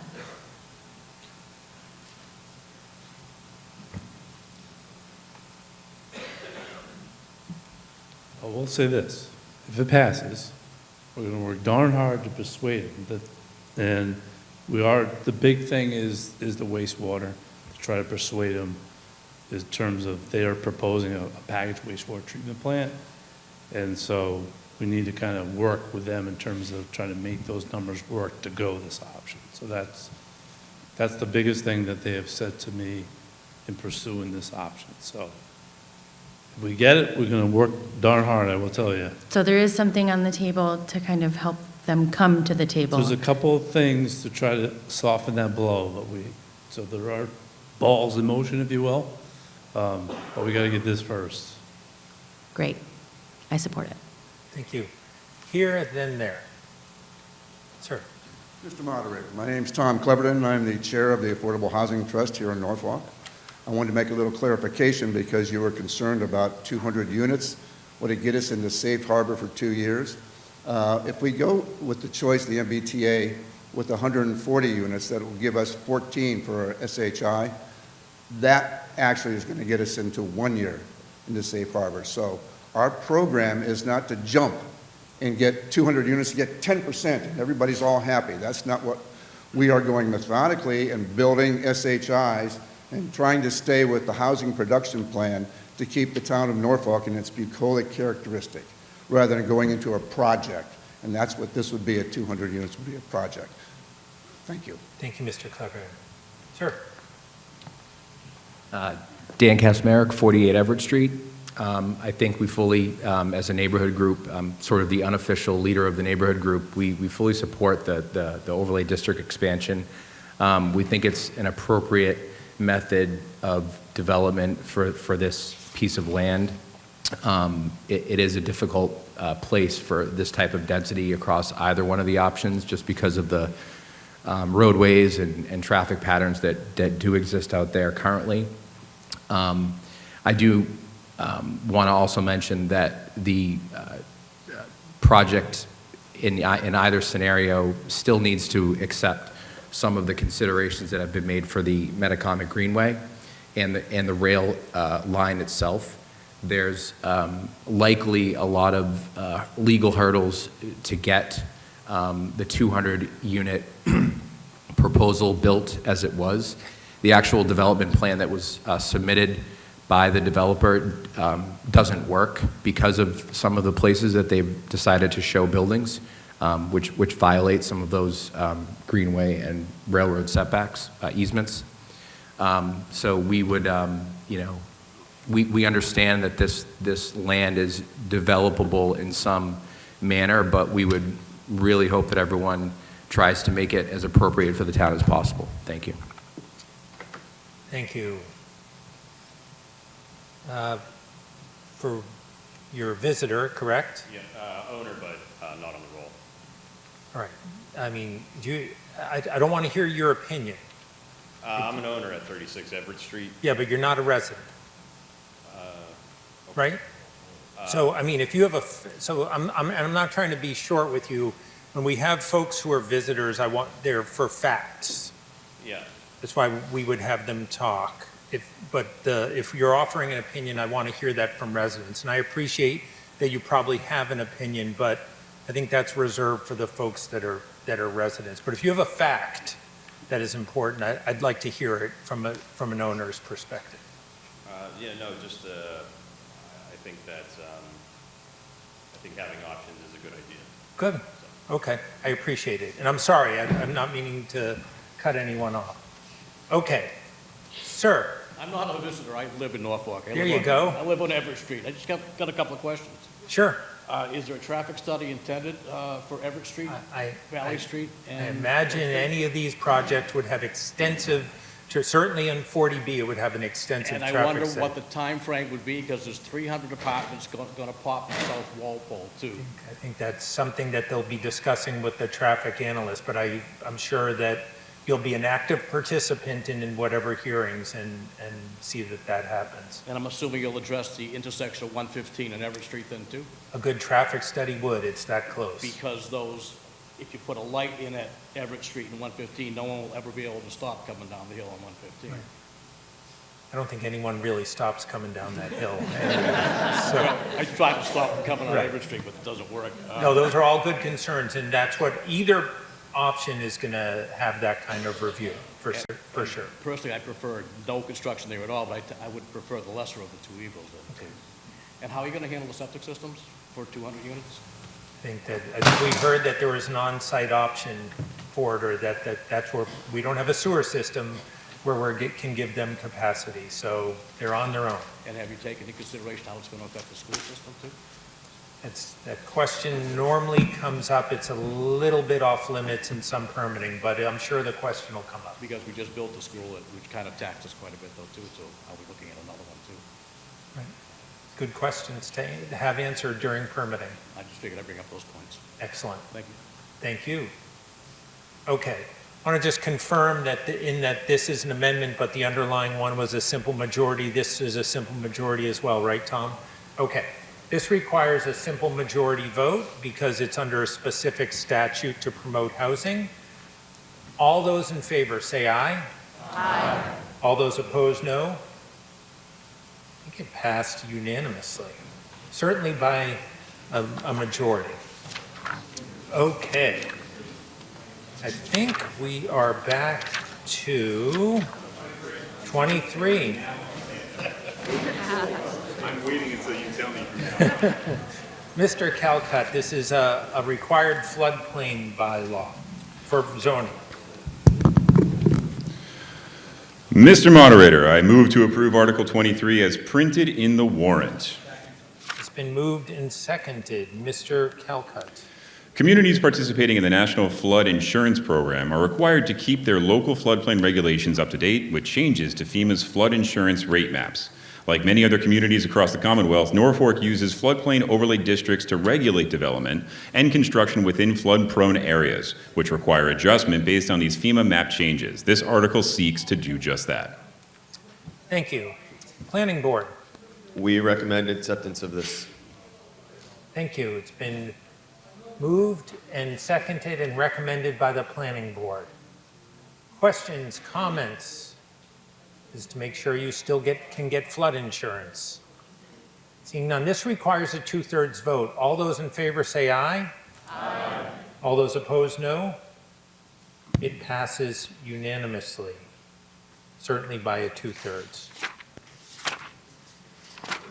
We are at Article 24, which is some housekeeping on special permits. Mr. Garrity. Mr. Moderator, I move to approve Article 24 as printed in the warrant. Mr. Garrity. Article 24 extends the expiration date for estate lot permits from the current 2 years to 3 years, which is consistent with the allowance under state law. It will reduce the burden on permit holders to have to return to the board for an extension should challenges arise in development. Thank you, Mr. Garrity. Planning Board. We recommend acceptance of this article. Okay, it's been moved and recommended. A housekeeping article here. Seeing no one rising, requires a 2/3 vote. All those in favor say aye. Aye. All those opposed, no. It passes unanimously, certainly by 2/3. Article 25, a little more cleanup on special permits. Mr. Garrity. Mr. Moderator, I move to approve Article 25 as printed in the warrant. Been moved and seconded. Mr. Garrity. This article extends the expiration date for special permits from the current 1 year to 3 years. As with the previous article, this is consistent with state law, and it would reduce the burden on permit holders to have to return to the board for an extension. Thank you, Mr. Garrity. Planning Board. Planning Board recommends acceptance of this article. Okay, it's been moved, seconded, recommended by the Planning Board. Requires a 2/3 vote. All those in favor say aye. Aye. All those opposed, no. Aye. It passes by a clear 2/3 majority. Article 26, which I think is a little more zoning housekeeping, Mr. Garrity. Mr. Moderator, I move to approve Article 26 as printed in the warrant. It's been moved and seconded. Planning Board. Sorry, Mr. Garrity, do you have an explanation? Sorry. Yes, this article makes two technical clarifications to our existing bylaws. First, it specifies that site plans are only required when a project actually needs site plan review, which avoids unnecessary expense for applicants. And second, it updates the reference to the town's master plan. We had 1992 in our bylaw, and we actually have a 2024 master plan. Thank you. Planning Board report. Planning Board recommends approval. Thank you. Also requires a 2/3 vote. A little housekeeping here on the zoning bylaws. All those in favor say aye. Aye. All those opposed, no. It passes unanimously, certainly by 2/3. Okay, Article 27, the general bylaw regarding trees. Mr. Hurwitz. Mr. Moderator, I move to amend Article 27 in Chapter 2 of the article by striking the words "Park Commissioners" and inserting in place thereof the words "Select Board." And further move to approve Article 27 as printed in the warrant as amended. Been moved and seconded. Mr. Hurwitz. The Advisory Committee recommends approval of this article. This bylaw sets policies for the care, maintenance, and protection of public shade trees and other town-owned trees in Norfolk. It outlines the tree warden's authority, responsibilities, and qualifications, and establishes permit requirements for planting, maintaining, or removing trees. The bylaw provides details for when public hearings are required, how hazardous or nuisance trees are addressed, and how violations such as damaging public trees or improper excavation are addressed. It also includes standards for utility work, pruning for public safety, and outlines fines and enforcement procedures. Thank you. We have an award-winning tree warden that can answer questions for you, but let's wait and see. B, did you have a question or a comment? Comment? Sure, please.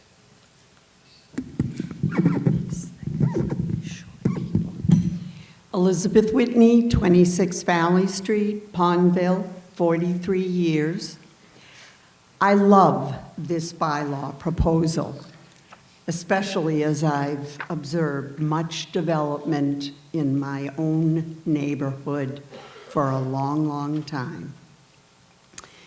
As we have learned by the language in the warrant presentation, shade trees serve an important function of providing relief and protection from constant sun. Yet, sunlight is crucial for both humans and nature in general. Shade trees and their beautiful canopies are well suited for this purpose. We see them already throughout the town of Norfolk. They do, shade trees, of course, need attention to keep them in good condition. And the proposed bylaw provides exactly this. The advisory committee's comments say it well. The purpose of the bylaw is clear and specific regarding the following: authority, responsibilities, qualifications, permits, standards, skills, public safety, and my favorite, tree preservation. What more could we ask?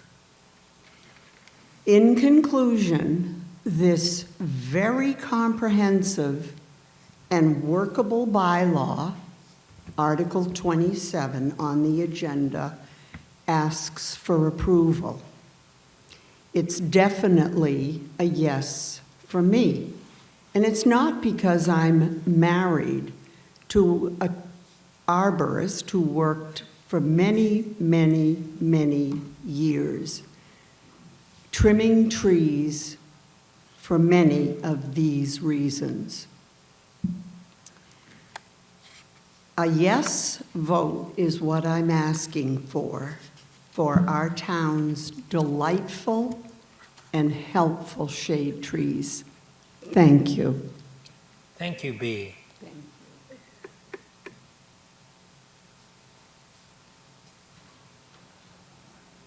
Sir.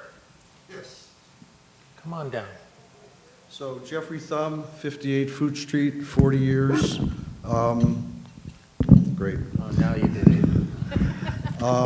So the question is, what does this cost us? And how do we know whether a tree is a town tree or not? In my neighborhood, right now, we have maple trees that sprout everywhere. And we have oak trees that sprout everywhere. So this perhaps is a good proposal, but who knows how much it's going to cost, and who knows which tree one belongs to the town and which one doesn't. The trees on my property, half of them are the town, half of them aren't. Does the town know which ones are the trees? If I call them up, are they going to come and prune a tree for me? And at what expense? What budget?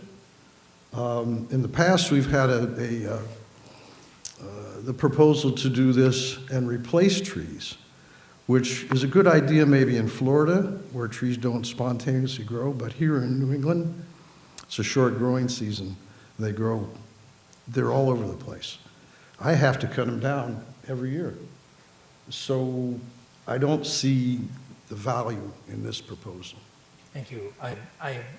It's my understanding that most of this already goes on already, and this is just kind of our local flavor of what exists in state laws. But Mr. Crane. Yes, this bylaw, really the state law regarding shade trees was enacted in 1899. So you can imagine that it needs to be updated. And essentially this bylaw takes a lot of that language that's in the state law and brings it to the modern era. And a lot of this work is already being done. There's no additional cost here. To answer one of the gentleman's other questions, is my understanding correct that this is, and Fruit Street's an old street, so it's kind of hard to know exactly where the layout is, but if there was a tree along Fruit Street and it was half on, half off the right-of-way, it falls under your jurisdiction? Yes, it does. If any part of the base of the tree, the root ball of the tree, is deemed to be within the town's right-of-way, then the entire tree is in the town's right-of-way. Okay, thank you. Sir, did you have a follow-up question? Yes, what budget? Well, I don't know what, do you have a number for? What do you need? Hold on, There is no additional expense. Okay, so we're already doing this work. I have a $50,000 shade tree budget for the taking down, removal of trees and planting of trees as well. There is no additional cost for this bylaw. So do we need this bylaw then? Well, it brings the shade tree law, state law, into the modern era. Allows for fines more than $20, which in 1899 was a lot of money. Nowadays, it's not. Allows for the work with the planning board and the zoning board of appeals when there's new development. Those are items that weren't in the original law from 1899. So there are some pieces of this that bring it into the modern era in order to take care of our shade trees. Thank you, Mr. Crane. Okay. Requires it's a general bylaw. General bylaws require a simple majority vote. All those in favor say aye. Aye. All those opposed, no. It passes by a clear majority. Article 28 is a general bylaw, some minor amendments to our dog licensing bylaw. Mr. Moderator, I move to approve Article 28 as printed in the warrant. Been moved and seconded. Mr. Lutz. Article 28 would amend the Norfolk bylaws regarding dog licensing and kennel licensing to reflect changes to the state law as a result of the passage of Ollie's Law last year. Ollie's Law was focused on correcting some concerns about kennel operation and made some other corrections to the state law. Our current bylaw was in very good shape, except for some small amendments needed to be made for licensing and inspections of kennels. So the two major changes are that we now require licensing for personal kennels as well as commercial kennels. And we also, it allows for inspections and approval from the town animal control officer. Thank you. Any other questions, comments? Seeing no one rising, requires a simple majority. All those in favor say aye. Aye. All those opposed, no. It passes by a majority. Okay, Article 29 is a general bylaw regarding some town meeting procedures. Ms. Terrio.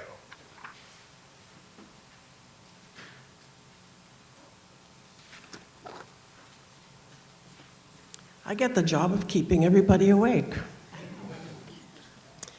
Mr. Moderator, I move to refer Article 29 for further study at our special town meeting in the fall.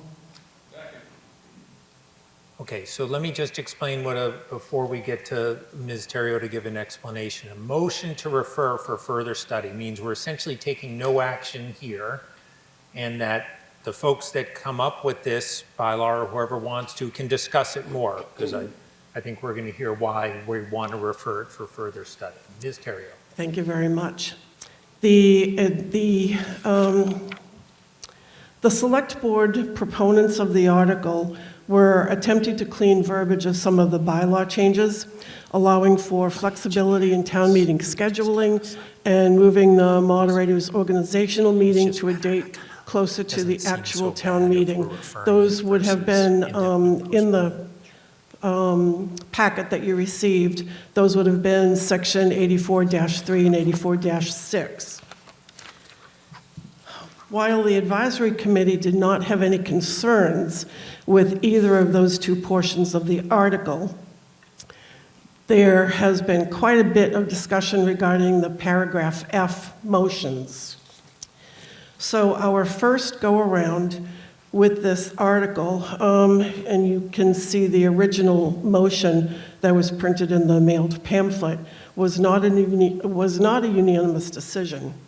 However, after continued discussion this evening, where we reviewed an edited version of the article, we determined that further commentary and discussion was needed to finalize a version that makes everyone happy. Therefore, we are moving to refer this article for further study to the special town meeting in the fall of 2025. Thank you. Do we have any comments from the select board? It was their idea, this original. The select board supports that decision. Okay. All right. So motion to refer for further study is, again, means we take no action here tonight, and this could live another day by bringing it back in the fall. Requires a simple majority vote. All those in favor say aye. Aye. All those opposed, no. It passes unanimously. Okay, Articles 30 and 31, we are going to have motions on. These are citizens' petitions, meaning a citizen brought them forward with 10 signatures, at least, of other citizens. I believe after they were presented, the original proponent suggested that he didn't want to advance them, but they were already on the warrant.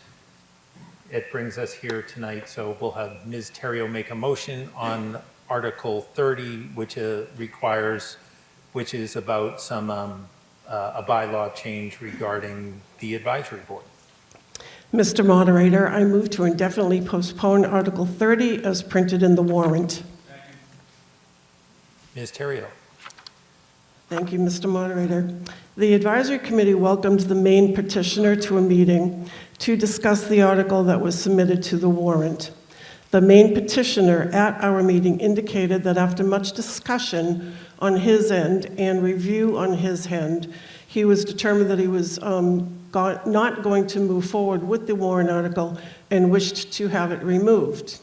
The advisory committee thanked him, suggested that he speak with the town administrator and/or the select board to see if the article could be removed.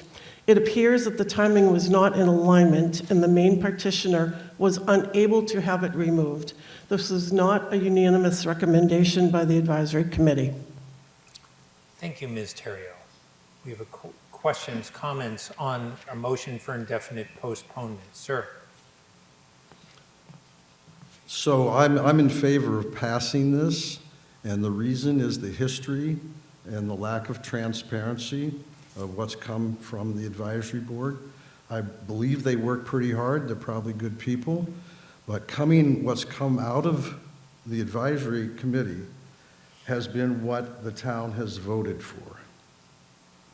We were told years ago that we had one school at the time, that school couldn't be expanded, and we had to have a second school. So the advisory board came forward and told us we had to have a second school. We ended up with a trophy school. And if you look at the buildings and the investments that's gone over the years, we're now at 2.5 times, the long-term debt is now 2.5 times what our tax base is. So what I'm saying is that the advisory board has not been transparent. They have not run the numbers. If they've run the numbers, they haven't told us, and all this is predictable. There's no reason why we should have the sort of debt that we have. So I'm in favor of this because we need change. We need an advisory board that works for the people. So if you want to indefinitely postpone this, and I talked to Rob this earlier, Rob does not understand. So let's not, I'm sorry. no, we're not going there. Okay. If Rob wants to talk, he can talk. I appreciate. What I'm saying is, we had a disagreement that the town votes for the advisory board, the recommendations. He doesn't believe that. Okay. Mr. Garrity. I'm not going to insult you and tell you So, that... No, listen, I didn't let him talk about you, so No, let's... I'm not, no. He raised an issue. If you want to refute the issue that he stated at the end there, that's fine. I just don't want the back and forth, in fairness to him and to you.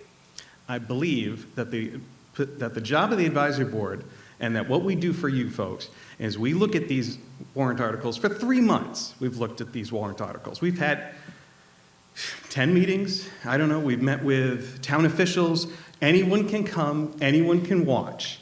I don't know what other transparency we expect. We put on paper our recommendations. We're told we're wrong. We change our minds sometimes. But at the end of the day, we come up to you folks and we say, this is what we think, but it's up to you. All right? All the debt that the town of Norfolk has been voted by the town of Norfolk, not the 8 people here. We've said at times, this is a good debt to get. Let's do this. And you guys have said, no, we're not going to do this. We've said at times, this is something we don't think we should do. And then you've come back at another town meeting and told us, yeah, we're going to do it this time. I'm like, okay, go ahead. It's your vote. I don't understand how moving our appointing authority from one person to other people makes any difference in the way the advisory board moves. So there. I think we should just... I'm going to sit down now. Have a nice one. Okay. So I'm just, and I'm going to let Mr. Beachkovsky talk too, but I want to refocus this discussion. There's a motion for indefinite postponement on here because that's what the original proponent wanted. This article is not about the advisory board's actions. It's about, as Mr. Garrity said, who appoints them. That is it. The advisory board is not elected. They are selected and appointed presently by the moderator. The article seeks to change that to the select board. That's all that's here. And if there's any further discussion on this, that's all I want to hear. We have a motion for indefinite postponement on the floor. Really, the issue is, do we want to indefinitely postpone or not? I'm going to allow a little bit more on that very narrow issue. Mr. Beachkovsky. Thank you, Mr. Moderator. Having been on the advisory committee in the past, no longer there currently, I saw over my years, I was there, the advisory committee with new members actually had more diverse opinion and better, more thoughtful review of the motions coming forward. I think tonight is a great example of it, where there were many split board recommendations that came out. When I first joined the advisory committee, everything was essentially unanimous. So I would say that this change is not needed because, in my experience, having been on the advisory committee, over the years of appointments by the moderator, we've had a better, deeper discussion with many topics not actually making it to the floor because they were adjudicated in those open meetings on the way coming up here. Oftentimes because things were unaffordable or asking those deeper questions on behalf of the town. So I'll limit my comments to that. Thank you, Mr. Thank you. Mr. Lutz. I just want to explain in sort of basic language what this does. It moves the appointing authority from the moderator who runs town meeting to the select board who writes and proposes the budget for us to review. So in other words, the appointing authority would change to the people who are writing the budget and asking us to review it. If you want independence, giving the appointing authority to the people who are offering us the budget is not the way to do it. Thank you. Ms. Mecklenburg. Thank you. So, in my opinion, as a select board member, the advisory board is part of our checks and balances. If the select board were to appoint the advisory board, just as Mr. Lutz was saying, we lose those checks and balances because then you have the same people or the same groups of people. So by having the moderator, who is a separate person from your board, appoint the board gives us that rich conversation and those checks and balances that are necessary for the government of this town. Sir, it has to be relevant to this. I just disagree with that. I believe that if you individually appointed like 3 or 4 members and they worked together and you made sure they worked together, you would get much better results. Thank you, sir. Okay. So we have a motion for indefinite postponement. That's a simple majority. All those in favor say aye. Aye. All those opposed, no. It passes by a clear majority. Let's do the same thing for Article 31. We have a motion, Ms. Terrio. Mr. Moderator, I move to indefinitely postpone Article 31 as printed in the warrant. Been moved and seconded, Ms. Terrio. Thank you very much. Basically the same. The advisory committee welcomed the petitioner to a meeting to discuss the articles submitted. That petitioner had indicated at our meeting that he reviewed and discussed, and he determined that he was not going to move forward with the warrant article and wished to remove it. We thanked him for coming in and suggested that he speak with the town administrator and or the select board to see if the article could be removed. Once again, it appears the timing was not in alignment and the petitioner was unable to have it removed. And once again, this was not a unanimous recommendation by the advisory committee. Thank you. It's been moved and seconded for indefinite postponement. Seeing no one rising, requires a simple majority vote. All those in favor say aye. Aye. All those opposed, no. It passes by a clear majority. I know we've taken a few things out of order, but I think that might have been the last item. Moderator, motion to adjourn. Been motioned to adjourn and dissolve the meeting. All those in favor say aye. Aye. All those opposed, no. It passes. Thank you very much for a productive town meeting. Drive home safe.